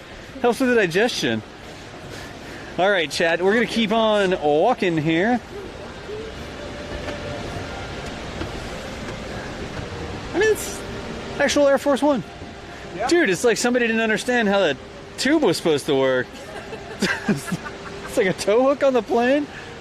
I know, it's another sensor, chat. Jeez. Whatever. Oh, what else can we walk through? Oh, 3 motors. Yikes. It's got 3 engines. And it's Boeing. And it's Boeing. Oh. Although this Have a hard time if you're going to restrict all Boeing. this plane was one of the last ones the museum brought down here before they opened the pavilion. Right? It was up at their restoration center in Everett on the north side of the city. We're on the south side of the city here. And they flew it over. And they had to rebuild the engines pretty much from scratch. Right. To get it over here. They And when flew it here. They flew it over, but they literally, they decided to go as low maintenance as possible. So they kept the flaps in the same position when they took off, left the gear down, Really? and then I mean, flew it's a it in a short- straight line, and then didn't use the air brakes when they landed. They Yeah. used the entire runway because they were worried that the plane wasn't going to perform very well, Right? and with rebuilt engines, and so they flew it out over the water as long as they could in case Yeah. it went into the drink. Right? And then when it landed here, it literally slowed down right in front of the museum. It kind of came to a stop, and then turned in, and then it was They done. just pushed over here. It's done. Because A they were. number of Wow. years ago, Boeing actually made it that anyone flying any of these planes in had to be one of Boeing's test pilots. Ah, So okay. there was a Right. whole because of things like that. Gotcha. This was actually the first 727 made, and Yeah. at the time they didn't have a prototype and then build the actual. They actually built this one and then gave it to United Airlines. Like, here, we tested this, it flies. Okay, This is the it's good. first one. Slightly So this is the used. first Yeah. one. Yeah. So Wow. This is, so 001. It's 001, N7001U. And when we walk around the back of it, you'll see that D.B. Cooper, of course, famously Right. parachuted from a 727. So Right. They had to change the steps. So we actually have a D.B. Cooper exhibit back There's here. a DB Cooper. Is that what that is? That's him. That is because We found him. That'll, there. right, that'll happen at SeaTac. Yeah. So it was in the 70s and it was a local. It's kind of bad form. Oh my hijacking. gosh. Yeah, It was a jeez. hijacking. It's a hijacking. I have a T-shirt with it. So let's go. Should we walk through? We want to make sure we don't lose sight. At some point, we have to talk about the Oh. I love these planes out here, y'all. This is just cool. All right. Since we've heard, like, should we walk through the 720? All right. We're walking through, Chet. We might as well walk through, Chet. I mean, it's cool that they have, and look, right from up here you can see there's a B-52 back there in the background.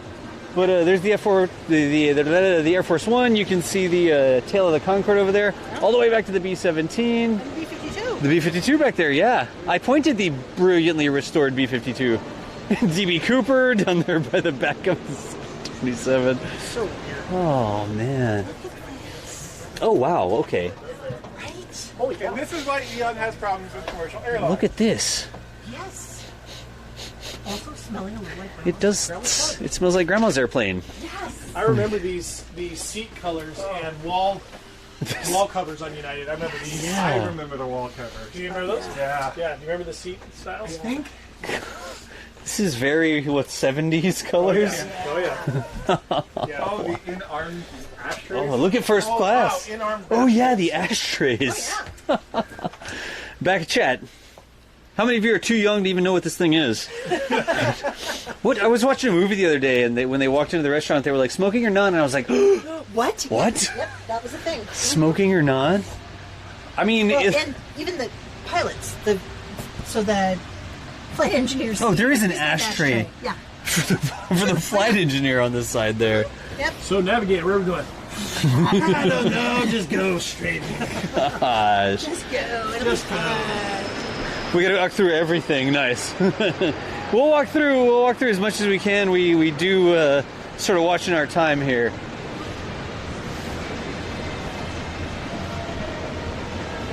It's like a maze. Oh, look at that So thing. again, this is the very first 747. 47. This is one of my favorite planes here. God, that thing is huge. So we talk about Apollo and the 50th, whatever. What's really important about 1969. Wow. I know. I did again. What? Holy cow! Yikes. In a mood today, aren't you? February 9th, 1969. This airplane took off from Painfield Yeah. up in Everett.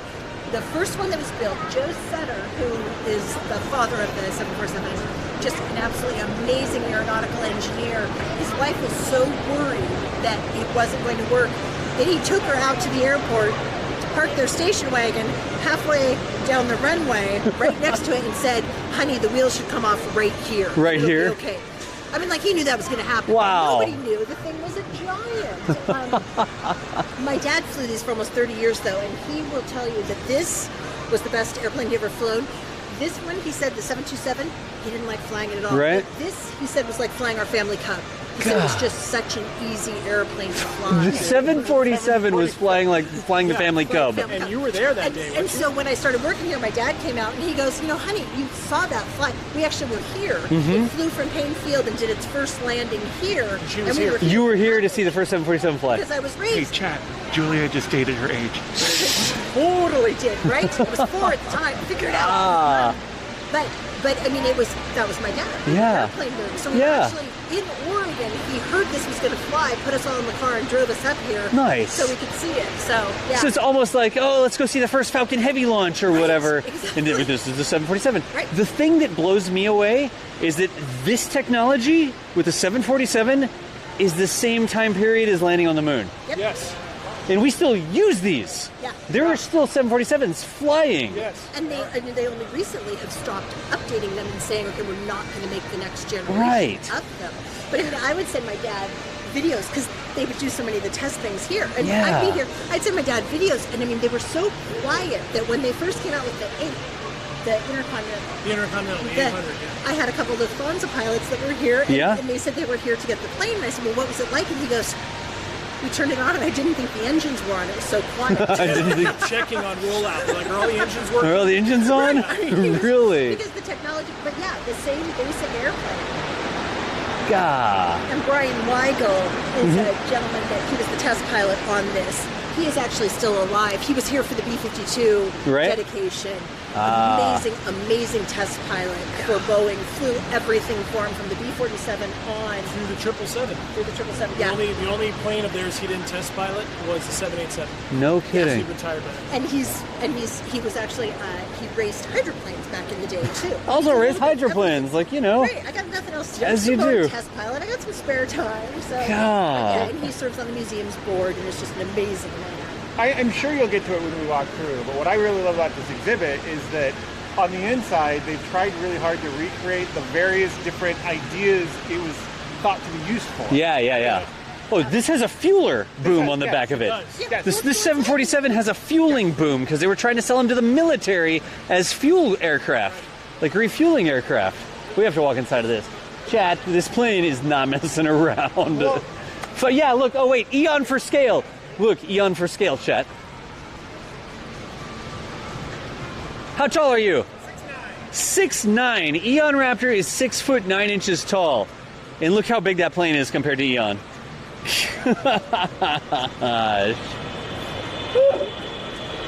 Oh man. That is just a big plane. And of course, we're right next to an active airfield right here next to us, so you can hear planes landing and stuff like that. Private planes, there's private jets and stuff that take off. Jeez. You really need a jet engine? God. We'll come back to that. A little big. That's crazy. This is a great picture. The 707. And Oh, the 707 with the 747 in the background. Yeah, that's the Air Force One we were just in. Oh, really? Without the same model. Same model, gotcha. And then that's the size difference. I mean, the top of the tail is like up to the. God. You Impala, you built 747s for 22 years? Really? We'll see if we have signal problems. God. Let's walk on up into here, chat. Again, this is the first 747. Look, our flight crew models are just walking up as if they're getting ready to take off. Jeez. It's a little weird, yeah. Alright, so this is pretty cool here. Because it doesn't have all the seats and everything in it, right? It's just an experimental test aircraft. Just a test aircraft. God. This plane is huge. I flew in the 747 one time, and it was when I was 5 years old, moving from the Midwest out to the West Coast. And I'll never forget walking past the stairs and wondering what was up there. What's up As the a kid, stairs? as like a 5-year-old. And in next virtual field trip, when we have a little more time, we can actually get them to open it for us, and we'll be able to Cool. go up there. They don't open it very often. Yeah, I yeah. actually managed to let somebody get married up there. Somebody got married up there? Yeah, in the nose. Really? Yeah. What a place to have a wedding. Well, he came, total airplane nerds, and he came in Yeah. with his girlfriend. He's like, we think maybe we want to get married here, and they just restored this. And I'm like, do you want to get married in the 740? So we did. Do you want to get married in the 747? Why not? And so all this stuff is like test equipment, right? Yeah. Yeah, this was the test setup for the initial flight, Right? and you can see the cables, steering Yeah. cables, all through it, all the redundant systems. Ah. Yeah, and then of course there's a laboratory up front. Yep. The Over the flight middle crew. of the thing, yeah. But so they don't have any of the seats or anything in here. No. No, that this would be is used the for passenger test bed, purposes because they're testing. There's some back here for testing, and then they have weight distribution. And they had the Jaws tanks that Yeah. that always makes me think of Jaws, yeah. Yeah. They were ballast tanks. Yeah, they're. Well, that's what these things are, right? Uh-huh. So they had tanks like this, and you could actually change the weight and balance of the aircraft by pumping literally water back and forth, right? So if you wanted to test out, how does it fly when it's loaded like this, or what are its handling characteristics when it has more weight here, more mass here, you'd pump water back and forth in these things. Change the center of gravity of the aircraft, and Nobody's looking. They look like you can fill them with beer, and then, it was just the regular old. It was the pump. it was the 60s. Somebody tapped the ballast keg. Like, what? Like, we're going to be up here a while. We're going to take a drink. We're going to be up here a while. Wow. It is. It's straight up ballast barrels. Water can be moved throughout the barrels using connected tubes to test center gravity configurations while in flight. We need that in Kerbal. We might be able to do that in Kerbal with robotics. Well, you kind of can with fuel tanks. You could pump fuel tanks around. That's exactly right. We should make one that has all the fuel, like the fuel tanks in the cargo bay, and you can pump it back and forth. That would be cool. It's a way to trim your craft. God. And these people here, this is for testing purposes. They, sat down to see if the seats were comfortable. I think the way I heard about this is it was a way to show off the seating configuration. Gotcha. Just how many seats you could fit in the silly thing. If you look underneath, you can see the lifting bar. Yeah. For somebody to just lift it up and move it. Yeah, and move it around. And it has all the connection points and stuff like that. But this is a big aircraft. Yeah. So this, we got to walk all the way to the back because this is crazy to me. Before we get too far, Oh, where are we going? What? this is the thing that Bob pointed out, right? The pressure cone that they would release out the Oh, yeah, back. this. Right here. Yeah. Trailing static cone mechanism. There you go. Let me get over here by the cone, actually. So this is what Bob was telling us about, where they would reel this out, I believe, the tip of the tail, it looks like, and they would get the static pressure, I believe. Fiberglass cone used to stabilize the static ports, holes in the brass tube that measure static air pressure for the system from thrashing about. So this is what Bob told us to look for. And you can actually see the cabling that you would use to reel this thing out, a couple 100 feet behind the aircraft. You'll see what we're talking about here, the cone-looking thing, and it's got the cable and stuff. Gah. Yep, and there it is being towed. Impala says orange wire is test equipment wiring. Okay. So anything that's an orange wire, Impala, did I get that right? All the orange wires up there like that are test equipment wiring. No kidding. There's a big reel there, too. Oh! Look at the other side. There is a massive reel there. Yeah, there is definitely a massive reel. Trailing static cone mechanism are used to measure static air pressure and true airspeed while in flight. Cone is connected to the pressure hose, reeled out behind the plane, 100 to 125 feet. Cone and pressure tube are fed through the top of the vertical tail fin. So all this reels out the cone so that you can measure the static pressure. No kidding. This is awesome. Nice, Miff. There is a big reel. Thank you. Various rigging set stuff. Reset tools. This is the crazy thing. Yeah, it's refueling a B-52. They're refueling a B-52 with the 747. And that's this plane. If it's RA001, that's the plane we're in right now. B-52? Or an SR-7? That both. 52. They had Yeah, that video was the... Yeah. See the black boxes up here. Yeah, if I sort of snip around this way, excuse me. Yeah, Up there. the black boxes. Yeah, so the black boxes that are notoriously not actually black. You can see the flight recorders up there. Cockpit voice recorder and everything. Flight data recorder up there, so... God. But this is the crazy thing, right? So they actually rigged this thing up to do aerial refueling. And they were trying to sell... I think they were trying to sell it to the military and saying, oh, look at this massive airplane we have. You can carry so much fuel in it, right? And so they have a test set up back here saying, oh, you could do some refueling. And I don't think that the United States Air Force ever actually purchased any refueling SR-71, 747s. I think some other countries might have purchased a couple of them, but did they really? Was it Iran? I knew there was another country that purchased some. We stopped servicing them when Ayatollah got here. No kidding. It's supposed to be laid on your stomach, right? Shoulder effective. Here's the SR-7. Oh yeah, refueling the SR-71 with the 747. That's insane. Oh, that's like a duct going through the middle of the pressure dome. Oh, you're talking about that. And that panel is an example of a tubing setup. That panel over there. Gah, I know, right? I agree. That's crazy. This was actually sold with bladder tanks all in it to refuel Iran's F-15s that they bought from us. Right? Inflected. This, so look at this. It's a big dome because you pressurize the aircraft.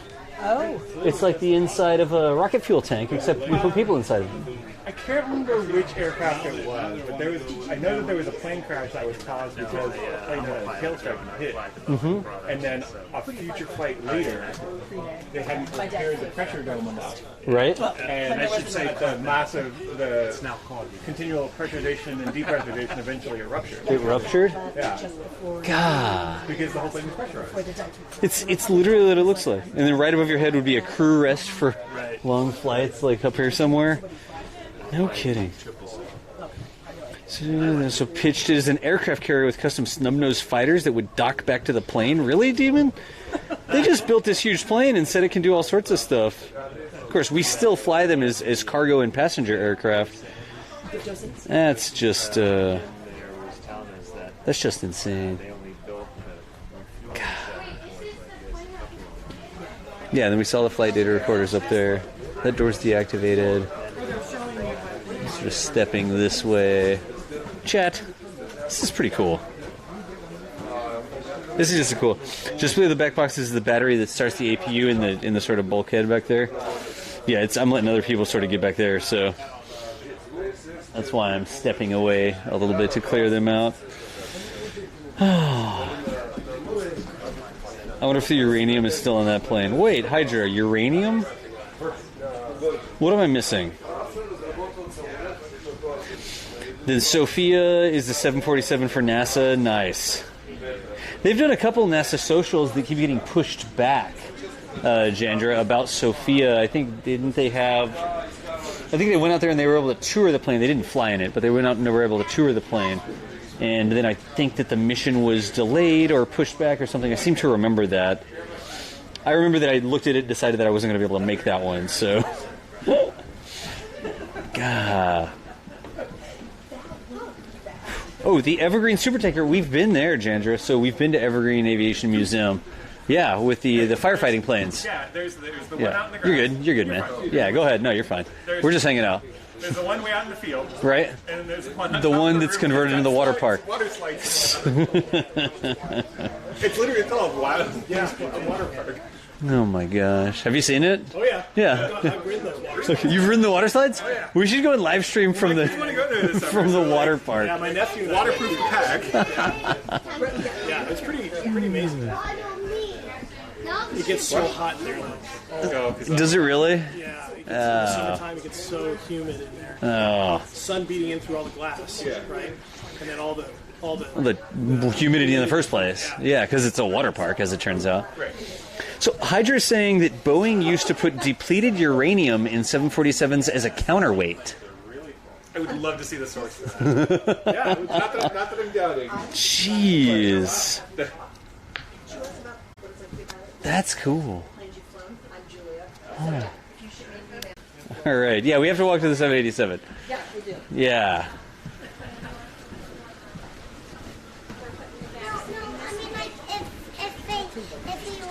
That's cool.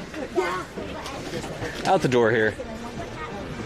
No, we'll go over to that one, chat. The 787, the Dreamliner. Let's just walk over there. Hey, there's a NASA plane.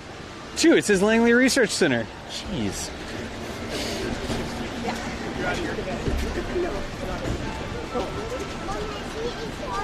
Go and check out a level of comfort we probably would never get to try. The 787 is a signal killer. Let's go see what we get. God, all the wheels.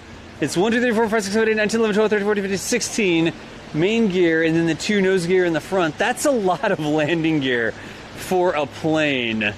So we're walking over this way over here, like this. And we'll go into the 787. Signal killer, that's what they said about German bunkers, too. Oh, no. So I've actually flown in a Dreamliner back when they were first starting to fly them. I flew up to Chicago on one of the first flights where United was operating Dreamliners just to sort of see it. And none of the electrical stuff worked. It had the comfort stuff, right? The plane flew just fine, but the automatic tinting windows, Didn't work. like they had to reboot the window shades. That's a sentence I never thought I'd Yeah, no, it's because it had the window shades. the electrochromatic shades where you like hit a button and they get darker or whatever, and the things were like randomly changing tinting and stuff like that, and yeah, we had to reboot the window shades to try and get them to work. And then, like, the outlets in the seats and stuff wouldn't work. It's like, what is this? But the plane flew just fine. And they had all the fancy LED lighting that would change over the course of the flight or whatever. All meant to help adjusting the timetables and all that kind of stuff. You flew in a Dreamliner over to Europe? Really? You flew in a Dreamliner over to Europe? I haven't done that yet. That's on my bucket list. God. Well, just tuned in, and it already looks like I need to make a stop here next time I'm in Seattle. Hey, what's up, Ouroboros? How are you doing? Everybody should. Honestly, Yeah. been to Seattle. It really is. It really is. So we'll walk up into the 787 here. Is the entrance on the other side, I guess, I right? think it's on the other side. Yeah. All right. Okay. We're waiting for our The rest of our people? the rest of our people. Gotcha. The 787 is... Oh, do we know if any of these planes are still airworthy?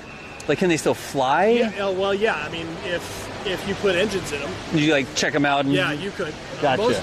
A lot of them, not the B-17, the B-29 Right. was flyable when Gotcha. they brought her in here. Gotcha. The DC-2 was flying before they brought her in. The 727 flew in. Right? The 787 was flown in, and then the engine was taken out. But yeah. For display purposes, yeah. that engine is ridiculous. Yeah. I mean, if you put, the engines on these ones now are huge. Like the Yeah. 777, you can stand inside them. Yeah. You know, it's nuts now. So, here you go. Welcome back. All right, continuing our walk through the 787. All right. And there's a NASA plane I was pointing out. That's the world's first 737. That's the prototype. Oh my gosh. That became a NASA test plane. Is this museum like funded by Boeing or something? It wouldn't. Actually, It's not. Really? But you'd have a hard time having a museum without them. Yeah. Sense? That makes sense. Right. So like Yeah. when I worked here, my mom, like when the 787 had to be grounded because of the battery problem, my mom's like, honey, are you going to get paid? And I'm like, Mom, why would I? She's like, because Boeing, they had that problem with that plane. I'm like, Mom, I don't work for it. Never Yeah. mind, Mom. Yeah. Yeah. I'm still getting paid. Never mind. Yeah, it's just. Gosh. But so we're on Boeing Field. Yeah. Bill Boeing Jr., Mr. Right. Boeing's son, was a huge supporter. A lot of the parts of the museum were initially started by Boeing employees. Right. So the original foundation for this, they started off, their first plane was the Trimotor. Right. They found it in the dumps of Auburn. Is that where Trimotors belong, in your personal opinion? Well, isn't it Maybe. called the Spirit of Auburn or It something is. like that? It's Like, Yeah, yeah, yeah. But it was Boeing employees. But we're on Boeing Field. We have we also have a lot of Right. planes and other things too. But Right. It's hard to convince anybody. It's that easy not. to get experimental Boeing aircraft here to the museum because they land on the runway and they roll them across the street into the hangar. When they started here, Yeah. that's kind of that thing. That, Gotcha. Okay. Look at this engine. God. It's a big one. Yeah. for That's a new scale. one too because this is only a couple years Yeah. old. For scale. Yeah, here's the Eon again for scale. Wow. God. That's crazy. That is absolutely crazy how big that thing is. And those look like big mount points, I guess. In the back there, those big struts. Chat, look at that strut that goes up the front of the engine. That's not mobile at all, it doesn't look like. That just looks like a big mounting strut. Yeah, it doesn't look like it moves or anything. Yeah, it's not like for thrust vectoring or anything. That literally just looks like the structure that they mounted on. Like goes up into the spar. Yeah, needs a neon for scale. We got it. Oh, and thank you, Mayor of Space. I see that there. I like it. Trimotor in a dump. According to DC3 Girl, that's the idea place for one. I haven't flown in a 787 sim, no. No drip Flying pans. 787 overseas, they're comfortable. Yeah. Yeah. God, let's walk this way. Oh, he's chasing us. Let's get into the airplane. Quick. Bob said, "Are you following?" Hey guys, I got a jam. Oh, you're going to take off. All right. Good to see you. Take it easy, Yeah, JDK. good to see you. Nice to meet you. Nice meeting you finally. Thanks for Cool, having me. yeah. Good to see you. We'll see you soon. We'll be around. I know we're cooking up some ideas, Some ideas. Yes. so I'll let her talk about Yeah. Shh. it. All right. Cool. Take it easy, man. Travel safe. I'll let you know when another post goes up. Cool, cool. All right. See ya. All right, chat. Say bye to JDK there. Yeah, if we can, let's go in here. Yeah. Take it easy, man. Chat says bye. God, look at.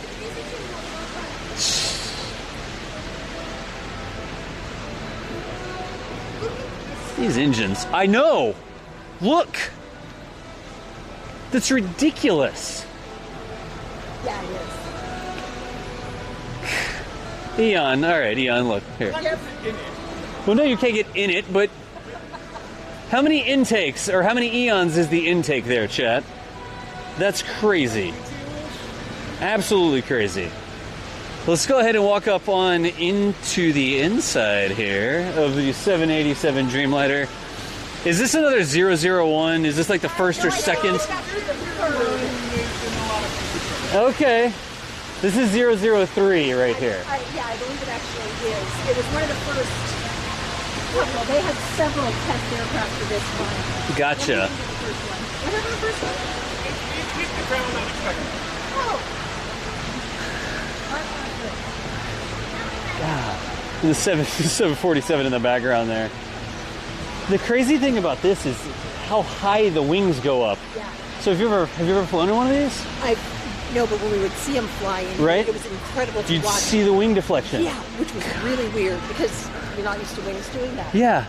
And this doesn't have, huh? What was the deflection? Oh, so if you're flying, whenever you take off, you can look out the window and you see the wings on this silly thing bend way up, and you can Looks like see it's them smiling. moving. Have you seen Yeah. it? Was this the plane that we know the number on? What do you mean to know the number on? About a video clip on YouTube and some other person's channel that they have an emote about. Was this 154? Wait, is this the wing they broke? I don't know. No. Is this the No. Was this the 154?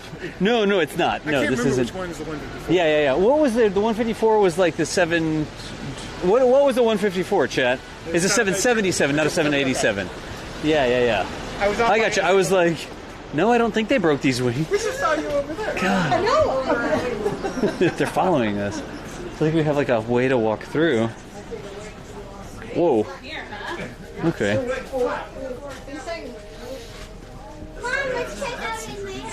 These are really nice seats. I've flown in one of these seats before. These are really nice seats. Yeah. Like these are all the fancy window tinting things and stuff like that wasn't quite working that they had to reboot. But like one of the first flights, I got in the 747 flying just to Chicago, or the 787 flying to Chicago, just because, and I sat in first class. A long time ago. I flew from Portland to Amsterdam in one of these seats. Right. And like I was able to sleep. You were able to sleep. Nice. Nice. There's so much room for activities. Yeah. It's up to the of course, it's got the armored door built in.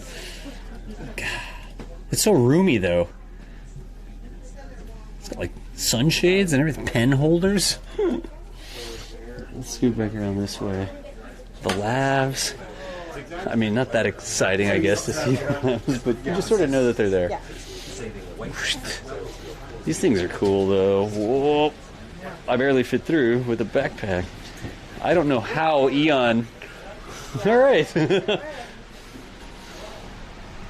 So how is the signal here, y'all? It says, please do not touch artifacts or open the bins. Julia. It says, please do not touch Julia. Julia. Please do not cross the boundary. They're very polite. Julia. Yeah.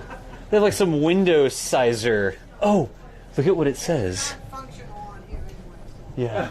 Oh, is that what the... Yeah, they just look like it? Gotcha. So these look like window sizes. Because it says A350, and I bet you they used to say A330. So they're showing off the size of their windows. And then they have some of these in the static configuration where they tint out. So these are electrochromatic windows, right? They're fancy technical windows, space windows, because the more electricity you put, I think it's not the more you put electricity through it. I don't know which direction it goes, but they get darker, and it's not like a shade you have to put down, like a physical thing you move. You just pump some electricity through it, and they change the shade. Chat, do y'all know? Do you know? Is it more electricity increases the tint, or more electricity decreases the tint? I don't know which direction it goes. But it actually looks like you can select it on the switch. Yeah, no, that's what you do. It's literally just an electronic thing, and you press it, and it changes the window tint. Oh, my kid was playing that before. Oh, yeah. The signal is ham and jam. God. And this is just, there's lots of room in this plane. Not as much as the 747 we were in. That's true. Yeah. This is ridiculous. Yeah. 747 LCF, large cargo freighter, Dreamlifter desk model. That's because they flew all the parts around for the Dreamliner on the Dreamlifter. That's right, because don't they like make the wings in one place Yes, and then they do. transport And them? so- Something along those lines, so right? The Dreamlifters are up at Payne Field. Ah, Really unattractive. so also. they made another plane to carry parts for the new plane right. from one factory to the other factory. Yes, they So do. here you like planes. Yeah, Put there's some planes in your plane. there's a yo dog in there somewhere. We're going to put a plane in a plane and... Uh-huh. The commemorative key, the desk model, a that like- celebratory beanie. It says. Oh gosh, So, it's just cool. Oh, when- and Nope. a celebratory chocolate bar. A chocolate bar. why wouldn't there be? So when we got this airplane, I was still here, so I could still call it. They wanted to have some sort of ceremony, so they had a keys ceremony. Mm-hmm. We're like, they're really keys for. There's the keys for the aircraft. You can't really hand over the keys. Did they give them like a They made a ceremonial key. a so we ceremonial could have key? A ceremony. I mean, maybe it was for this to unlock the pamphlets or something. I don't know. We were going, but can't we just educate people and tell them there's not a key? And tell them there's not a key for the aircraft? I feel like that'd be okay. Okay, but does it have USB ports? Does it have USB ports? The trichromatic windows are great. Adding more current makes them darker or can make glass frosted. Yeah. You've seen the bathrooms where you close the door to the bathroom and then the glass goes dark. And then what if that fails while you're in the bathroom, you know? That's what I know. It's a tiny thing. Wait! The guy that assembles the plane says that there is a key for the plane. What do you mean? No, Impala, help us out here. No, what do you mean there's a key? There for the is a plane? key for the plane? What do you mean there is a key for the plane? You give the customer a key when they deliver the aircraft to the customer. Does the key do anything? Or is it just a key? Is key like code language for the bill or something? Here, I have a key for you. Yeah. No, but for real, is there really a... The key unlocks the flight deck door. And they symbolically give them the key to unlock the flight deck door when they deliver the plane. Yeah, so ours was just a key. We Ah. apparently needed a key. It was just a We key. wanted to be special, so we... The key does not start the airplane, but it locks and unlocks the flight deck door. It's If not, you lose the key, can you get another one? you gotta get one made. It's got a chip in it. Let's walk to the back. How do you solve that problem? I'm sure Boeing would be happy to sell you a replacement key for a nominal key fee. Can you get a key fob? A key fob. Instead of a key? The plane goes boop, boop, like unlocks the alarm whenever Did you you. forget where you parked it? So, can you then upgrade it for remote start to get AC going? A remote start. I don't think they want a 787 to remote start while the pilots are walking up to it. Give it 5 years, Tesla will have a self-driving airplane. Oh my gosh. There's another airplane, a transpolar flight. Is that like a type of airplane? I'm not sure what type of airplane that is. It's a biplane. It's only got one motor. Here, let's go over this way. There's an F-14. I'm getting to the F-14. I'm getting there. I'm getting there. I didn't see it. Now I know. An Antonov. that. Oh. That's an old school It's Antonov really then. the aircraft of the Soviet Ministry of Forestry. 1947. The Antonov AN-2 Colt was developed to replace something else as the utility aircraft of the Soviet Ministry of Forestry.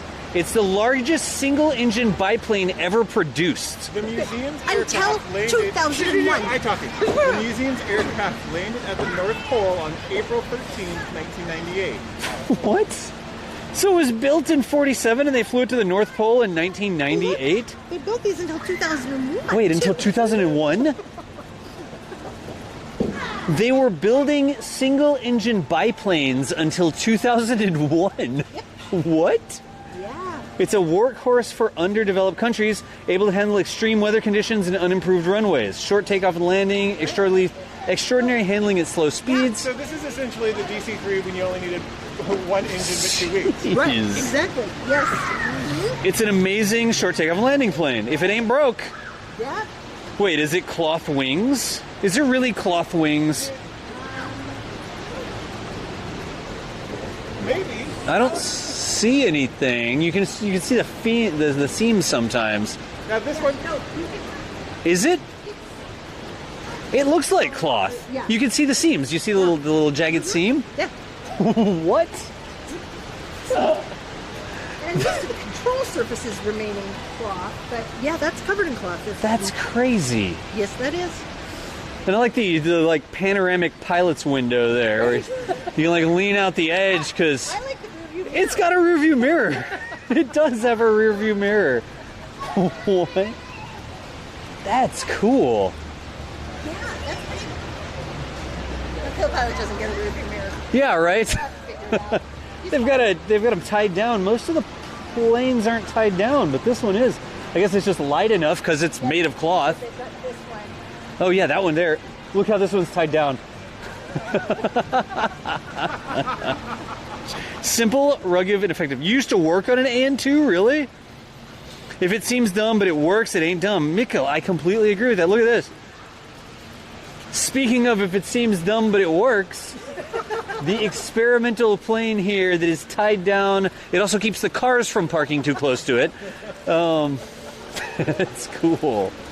But that thing looks like a newer sort of thing. It's all like touchscreens and stuff in there, it looks like. It's the Boeing Employees Flying Association, it says. It's cloth wings and Kerbal, the first part of the tech tree. Nice. Oh. Gosh, y'all.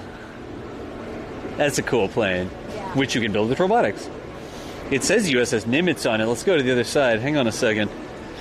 The pilot featured here demonstrating maneuvers. Let me see if this is about this plane or not. Wait, that's George. That's where it was deployed. Okay, 2011. The museum's aircraft was deployed with VF-84 Jolly Rogers with the Black Aces aboard the USS Nimitz in 1981. Yep. They're not just like leftover planes, right? They're planes that have done stuff, Yeah. which is the craziest thing about the museum here. It's the F-14A Tomcat. It says first flight of prototype 1970 on there. The museum's F-14A entered service in 1977. So you got 87, 97, 2007, 17. It's 42 years old, chat. That plane is 42 years old. That plane is 3 years older than I am. Yeah. Here's the crazy thing about the 14s. Yeah? So earlier when we were over by the M21, I saw some people talking about how it was originally supposed to be an air superiority fighter. We always joked that the Tomcat was built to carry the missile. To carry the AIM-64. Yeah, Phoenix. the Phoenix, yeah. Right. Essentially, that Phoenix was designed for the SR-71. It was Planes, sorry. sort of the theme for the day. Yeah, it was. So one of the original ideas when the Air Force took the 71 over is they were going to have missiles inside of them and have like high-speed air interceptor that they could launch those things from like Mach 3 and bring them down on bombers. And then they decided spending $500 million on an air interceptor was too expensive. It was too expensive. We're not talking about F-35. So that's like essentially the missile that was in the 71 eventually got put on this. There's a plane flying back there too, y'all. God, so that one's flying into SeaTac, Yep. right? Yeah. And then we have Boeing Field right here behind us, which is the other planes that are taking off. And then right on the other side of the hill, we have Renton. Renton, thank you, Renton. And then up on the other side is Payne. Field. There's like 4 airfields around us. Looking at airspace in this area is, yeah, it's incredible. So I wonder, is there anything about the Pacific Northwest that made it sort of like the cradle of U.S. aviation manufacturing? It's just where the guys that started it lived? Where Boeing happened to be. And Douglas started out of California, so he was Long Beach, California.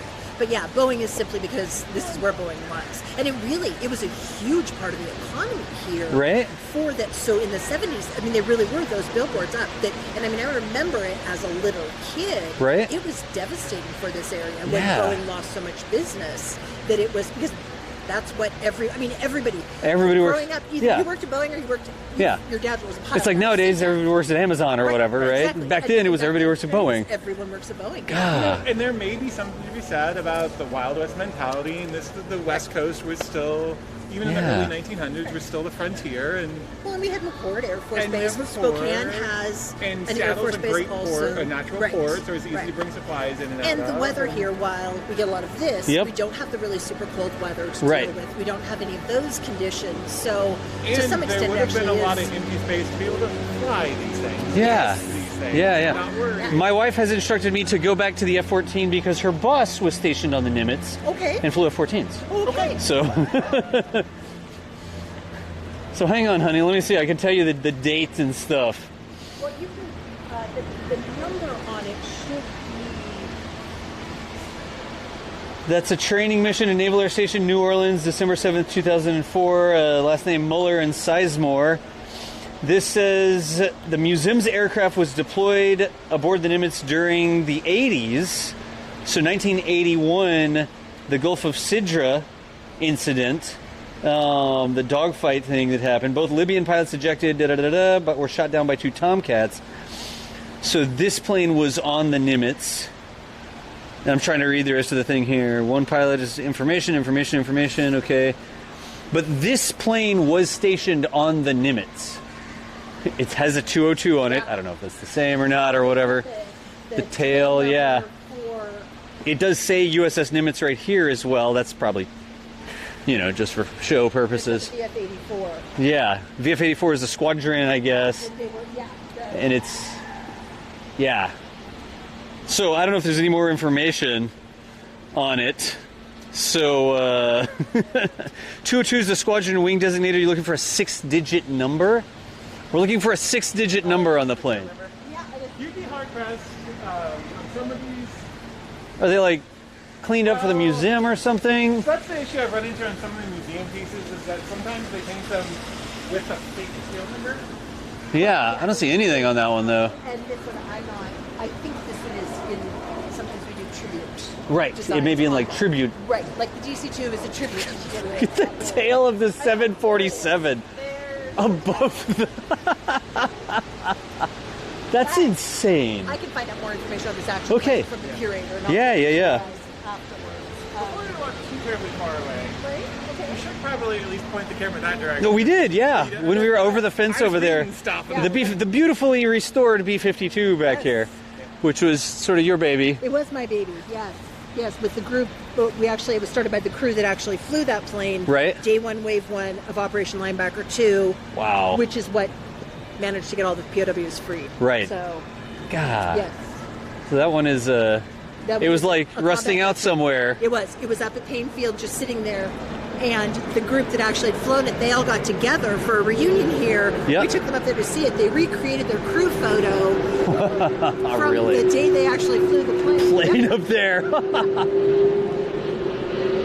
That's cool. It's just constant. It is. Yeah. So they recreated their crew photo. Sorry. Crew photo, and everyone got so excited about it that they ended up raising money to restore it. Restore the entire plane.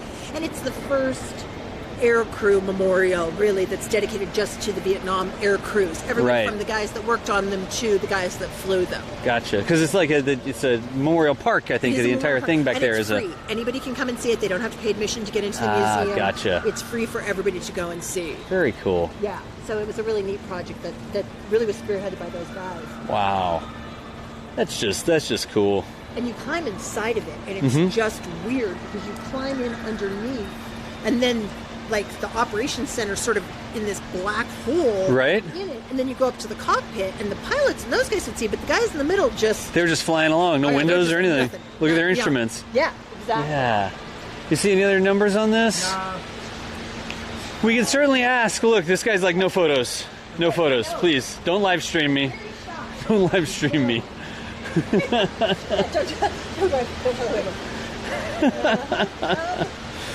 All right. So let's continue walking along here. Oh, wow. Was that enough information? Honey? Can you tell your boss that we were checking out the F-14 that was stationed on the Nimitz? I do like the comparison here. Right? Because on the left you've got an A6, and on the right you've got an EA-6B. Okay. So, attack craft, electronic warfare. Ah. But what is this one?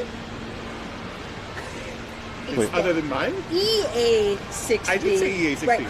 But people will always, my little brothers fly the E-6B, which is a Boeing 707. Okay. It's an electronic platform aircraft. And people always think that I've got the name wrong, and they're like... And it's actually no. No, actually it's not. It's different. So yeah, so this is the EA-6B. Gotcha. Which is fantastic. It's... And you can tell it's a carrier-based plane because it's got the massive front wheel, right? Yeah. It's got the big, beefy front wheel that you can attach a catapult to and throw it off the deck, hoping that it flies. Hoping that it flies. Yes. And Kimis, if you're looking for more information on that plane, a good place to start would be this museum's website. Yeah. Because they'll have a list of their aircraft. They should have a list. More information there. Yeah. But we didn't see a number on it or anything like that. Miss, It does say that the museum's aircraft was stationed on the Nimitz, so it's an F-14 that was stationed on the Nimitz. Yeah. So it'll at least give you, and I've had a really hard time on mass-produced combat aircraft matching exact tail numbers to where they were stationed. Right. It's a little easier when you're talking about a commercial craft where there's a lot of public logs. Gotcha. Oh, I see. He's explaining maneuvers using his hands as plane analogs. Yes. He's like, hit the brakes and it'll fly right by, is what that was. Okay. At least he wasn't keeping up international relations. So I don't think we can put that at the museum. I don't think we could either. So this was the attack airplane on this side, the A-6E Intruder, and that was the Prowler, the EA-6B, right? On the other side. I tend to equate it essentially, and this is my personal opinion, but essentially you went P-47 in World War II, A-6E in Vietnam, right? A-10, then all forward, all essentially playing similar roles. Right. Okay, we might need to start going that way because it's 4:30 now, and we need to see if we can make contact with our museum folks so that we can finish up our work here. There's a Harrier, as you do. Just toss in a Harrier. The Harrier is such a tiny plane too. Jeez. You can toss in a Skyhawk Blue Angel, just in case you need one. Still walking under the engines of the 747. We gotta walk by DB Cooper. Yeah, the Harrier is so small. Anesthetist. The Harrier is teeny tiny compared to those other ones. DB Cooper. Hijacked a Northwest Orient Boeing 727 in 1971. And we have a DB Cooper here with his chute. That it's like so close to... Yeah. Because look right there on the Columbia. And my dad started flying for Northwest in 1966. So in 1970, he was flying these airplanes out of this airport. So as a little tiny kid, you were horrified when this happened because he flew for Northwest. Yeah. That was his plane. Wow. So, yeah, and it was just, and they never figured it out, which I find amazing. Well, the History Channel's got to show something, like... It was aliens. It was the same people who pretended we landed on the moon. They didn't even Cooper. Oh, we did walk all the way around the, I'm going to say centerpiece here. Yeah, we found him. Oh, there he is right there. DB Cooper's right there. We walked past a Panther. Yeah, I apologize. There was a Panther behind DB Cooper over there. Panther. You're right.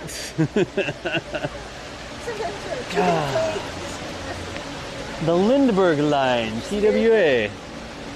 Okay, so this is a DC-2, right? 2. Yes. They built one DC-1, about 170 DC-2s, and they actually flew them every year. And so this one only held 14 people, so it's very narrow inside. Right, okay. And its nose actually sits higher than the DC-3 just by a little bit. But then the cabin was made wider for the DC-3. It's hard to tell from this side, but when we were walking past it, you could see that the sides were squared off. Like more flat? Yeah. It is more, so it still is the monocoque structure. It's Right. Still, there's sort of the stability from the shape of the plane, but it still is a little flatter. Than It's a little skinnier on the side as opposed to being rounded out. So then they went a little bit rounder after that. When they made the DC-3, it was actually because the airlines wanted a sleeper. Yeah. So you know how we saw the sleeper? Yep. This was actually called the Douglas Sleeper Transport, the DST, Okay. instead of the DC-3. And they made it so they could do sleepers. They had Shirley Temple do a whole bunch of ads in them. But it Really? caught on, like Sleeping you know, on the you're gonna be in aircraft. plane for a while. Well, and it cut down so much on revenue. Yeah, because yeah. When the bunks came down, you took up so much seat space. Yeah. So they took that away, but you'll see some of them that have the DC-3s that have windows up above, and they were actually the original DSTs. Really? They had little tiny Like little windows up on the top? Huh? Yeah. Like when you Kidding. were sleeping, you could open it and look out the window. You can look out the little teeny tiny window. Yeah, I gotta catch this right quick because there's like custom drip pans on these motors. Look at this. There's like bungee corded custom drip pans or something on the bottom of these things. This must be a real aircraft. It's dripping, or at least they have the drip pans there. But they have like some sort of bucket. Do you know what the... Did we lose her? We lost her. Oh, what are the buckets for? A lot of the planes have the buckets underneath them. I kind of think those buckets are because we're in the Pacific Northwest. You think it's like dehumidifying the inside of the plane? There's like a dehumidifier in there or something? Because look, it goes clear over to that. It's plugged in over there. Yeah. It's got to be some sort of a... I think it's a dehumidifier. I bet you it is. There's like a dehumidifier in there, and then it drains out of the plane. To... Interior of this Yeah. is fully restored. Really? It's absolutely immaculate. Ah. There are less than 10 of these airplanes left in the world. Wow. The DC-2s. And this and the KLM one were the only two that were still airworthy. And they grounded this when it moved over here. Gotcha. So right now there aren't any flying. Gotcha. So, chat, we're going to have to start moseying this way. Oh, yeah, wait, we forgot. The Tex Johnson. Hang on. We forgot the Tex Johnson. It says American test pilot, right? But this is the this is the pilot that we were talking about last time that did the impromptu barrel. Wait, that's scratched out. Roll above a crowd of 200,000 pounds in a Dash 80. That was last time we were here. Right. We were talking about, it wasn't actually a barrel roll, and we looked at this, and somebody had scratched out or tried to correct a barrel roll, right? It looks like they put tape over it or something, and the docent, so we were just standing here looking at this, and the guy walks up to us, he's like, it wasn't a barrel roll, and we were like, wait, what? And he's like, I tried to correct that, but the museum changed it. It wasn't actually a barrel roll that he did. And the guy was telling us about it not actually being a barrel roll, and so he had come through and tried to correct the sign, and apparently you need approval to do stuff like that. You can't just volunteer here and come and correct their signs. Did you see this picture? This is when it's upside down. Oh, that's upside down. Yeah. A view from the upside down Dash 80 during Yeah. Tex Johnson's. It says barrel roll up there again, too. Well, and pretty much everyone that tells the story will say barrel roll. So Right, I don't yeah. You know. It could be one of those. Yeah. Okay. But it really What were you doing up there? Selling airplanes. Exactly. and the story is true. And Yeah. poor Boeing was, the president of Boeing was down on a boat. Right. It was the Yeah. seafarer. It was Yeah. the hydroplane races. And he's down there, and nobody knew he was going to do this. Yeah. He just decided to do it. And luckily it worked. Yeah, luckily it worked, right? Yeah. One of those moments in history that could have gone differently. There was like 3 of her, I think. We didn't walk through the Concorde. I think we walked through every other aircraft here. We walked through a Concorde before. Chat, we didn't walk through the Concorde. Right, we're like, Yeah. it's a Concorde. Oh. All right, Chad, I'm going to have to cover up the camera here right quick because we're walking out back through the rain to get into the other building. Hang on a second. The concrete here is also quite slippery. Nope, thank you. All right. Oh, hello, full fuselage trainer. We could walk up through there right quick, can't we? Yeah. Let's just walk through. We got to walk back this way. It's only a Concorde. Yeah, sorry, Chad. I wanted to try and keep it from getting wet there, so we had to wipe the lens off. But hey, we are sort of walking back up at the front of the museum, and when we get up here, we are going to be shutting down the stream, y'all. We have limited time. We have one more thing that we need to do here. Oh, hello. The cargo bay of a space shuttle. Jeez. No big deal. So this is the actual trainer, right? Yeah. Every shuttle astronaut trained on this. Every shuttle astronaut trained in this trainer. In this trainer, yes. Oh, look, there's like Boy Scouts in there or something. Huh. All right, let's change that view. They come with the shuttle. You get a complimentary Boy Scout. You get a complimentary Scout. You want to scout with your shuttle? Here are your keys. But this is the actual fuselage trainer, like the full fuselage trainer, where the shuttles, the astronauts could associate themselves, familiarize themselves with the operation, the sizes, the spacing, placement, and everything. And in the inside, they had all of their containers that they moved around. Yep.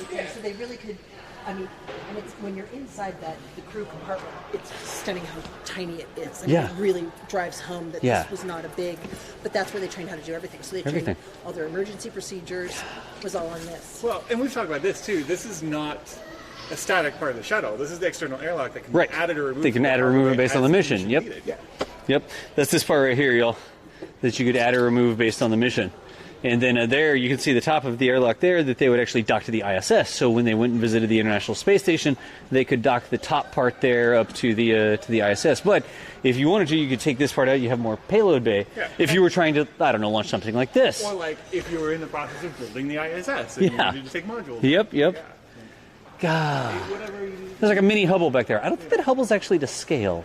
Well, because Look at the tiny, tiny Yeah, there's a astronaut. tiny Look at the astronaut tiny next to it. astronaut. Yeah, it's like a 3/4 scale Hubble or something back there. Deck Attack, you're welcome. Doing these field trips for us. We just sort of had an opportunity to come over here. We finished our work earlier, our meetings with our friends that we're not talking about, and then we had some extra time. So of course we're going to turn on the camera and come and talk about stuff. So yes. See if I missed anything else. It's actually towed over a bridge on the highway. Wait, we're still talking about all the stuff about delivering airplanes. Nice. I was going to say, wait, how did you get to that? But we will come back in the future absolutely. and have more time. There's the entire World War I and World War II collections we didn't go through. And they have an entire the building Yeah. that's attached to Right. this. That's all their collections. And Right. I was Right. talking They're- with people this morning that yeah. about getting over there. They're And then Yeah. there's behind the this- restoration right. facility. And and they then- actually, if anyone is interested and in the area, they have an amazing research library here. Yep. You can come in and they will help you do Like do research? Millions, literally millions of pictures that they can access Wow. and everything else. And they have staff that will help you do research on For the research library? Yep. On any no number of kidding. different Every things. museum I've been in, whether it's an aviation museum or not, every museum has a collection that's thousands of times bigger than Oh, yeah. what they actually can display. Yep. Absolutely. And deciding what to put out on display, what to highlight, is always a big struggle. Oh yeah. There's and always so much most, space. right. God. Most of the curators, we need museums in space. There's plenty of space in space. They're still in there. They need the collection curators and the research assistants would love people to come over and do absolutely. research and go, yeah, you generally just have to ask. Yeah. God. So when we come back, we have other stuff that we can see, and we might actually be able to get inside of here. Yep, absolutely. Yeah. inside of the full fuselage trainer. So let's keep on walking here. Okay. God. The inertial upper stage. That's what that is up there, chat. The inertial upper stage. You can see the back of the. That was I think it was a Boeing created SRB that could be launched in orbit. Yeah. And then deploy satellites further high From up. the space shuttle, yeah. God. So this is the guppy. So this is when it was delivered here, so Yeah. in 2012. So we just pulled the guppy, and actually the funny thing was there were actual astronauts flying the guppy. Flying the guppy? And the chase plane. And so the chase plane. We had a couple of astronauts So- that came in to do the event. Delivered by astronauts for you. So, chat, for reference, I am parked in this spot today. Oh. Right here is where I parked. Nice. So yeah, Oh my gosh. they close off the parking lot, and you open up and those are the gates I was saying. Yep. You know, the airplane's sitting outside. You just roll it out Just through? Roll it right in. This is the main parking lot of the museum. It absolutely is. Yeah, with the tug. And you land it and you just tug it off the runway and Yeah. come deliver it to the. They sit in the parking lot. Yeah. Yeah. Oh my gosh. All right. Chet. Oh, hey, a Soyuz. Oh yeah. Surprise. There's a flight suit over there, too. Well, the person who the building is named after. Oh, that's Ed Lood. Oh, Apparently that's his pressure suit from the Soyuz. Charles Simoni, I believe, flew on this particular one. Yeah? This building is named after him. Gotcha. And but yeah, it moved. Yeah, just there. I like all the illustrations and stuff. It says, take a key. Open the hatch. It's like instructions on how to get into the Soyuz. And there's the danger radiation that they're supposed to eject. Apparently you get a key when you get the Soyuz. You get a key when you get the Soyuz, too. Gah. Yeah, so Space's first frequent flyer. Oh, no. Oh, look, they actually have the little gravity indicator in there. Check. Can y'all see the little, that's a giraffe in there. But the Soyuzes have the little gravity indicators that whenever the indicator starts to float, then it means you're not accelerating anymore. So it's like, we're in microgravity now. Yeah, the little giraffe that's hanging in there. See him? Little stuffed animal. They have like a little... Mark 1 instrument. Yeah, the Mark 1 poking stick. Yeah. That's the whole, how do we know when we're in microgravity? Well, the animal starts floating. Like... I mean, it seems like maybe we have some more time. There's a shuttle there, too. I mean, Right, there's another All thing. More prototypes, the different ideas for shuttles and stuff. But we really got to walk, chat. We really got to walk. Oh, and it's still drizzling a little bit, but we'll get back across the bridge here and get on over to the thing. Who's Dust with? So this is DC3 Girl, right here. And then Eon Raptor is over here. That's our two people. Then we had JDK Winnikin here earlier today as well. He had to go to a baseball game? All right, hang on, chat. I'm holding the... I don't have to wipe the lens off, so I'm just putting my hand over it. For whatever reason, Seattle didn't bother to cover their football field. What? They were smart enough to make one track boat on the baseball field. So Oh my gosh. It's because you can play football in the rain. Up the stairs, chat. it's cold. Okay, you go first. Yeah.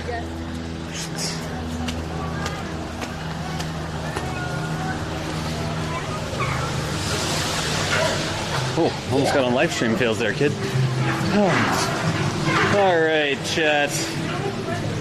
Whew. Yes. So back to our art installation here.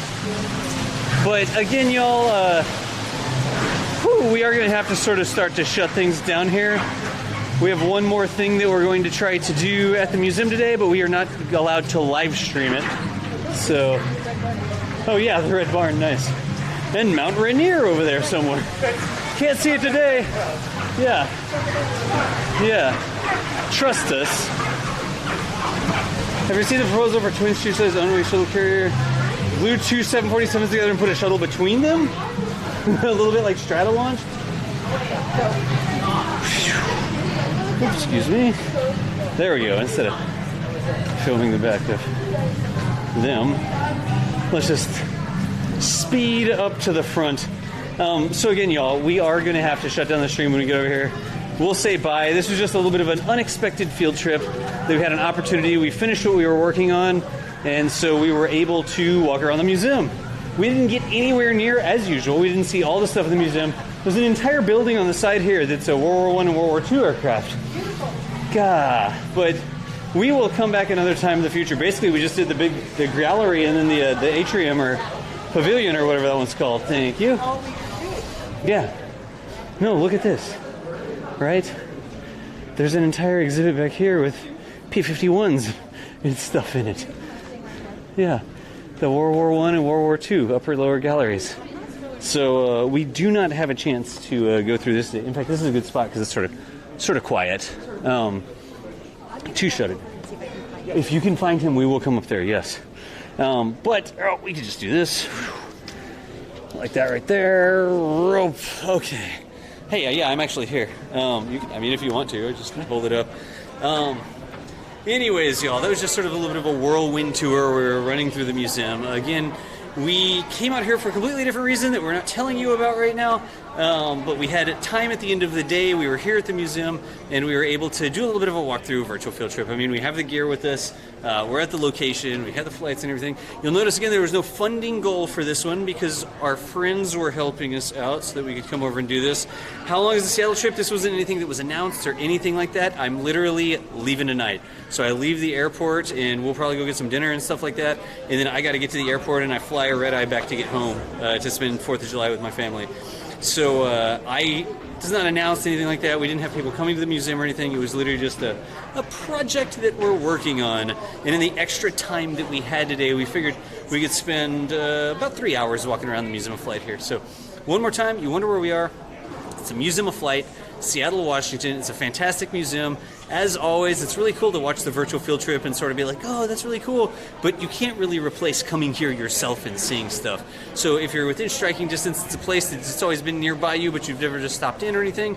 Or you're on vacation one day and somebody wants to see the Space Needle in the market or whatever, and you should tell them you also want to see the Museum of Flight, I would say, because it's a fantastic place that you can easily spend an entire day walking around, especially if you're a space nerd, right? They have the space exhibits, they have the shuttle trainer, the full fuselage trainer, airplanes like crazy. I mean, there's more Boeing aircraft here than you can shake a stick at.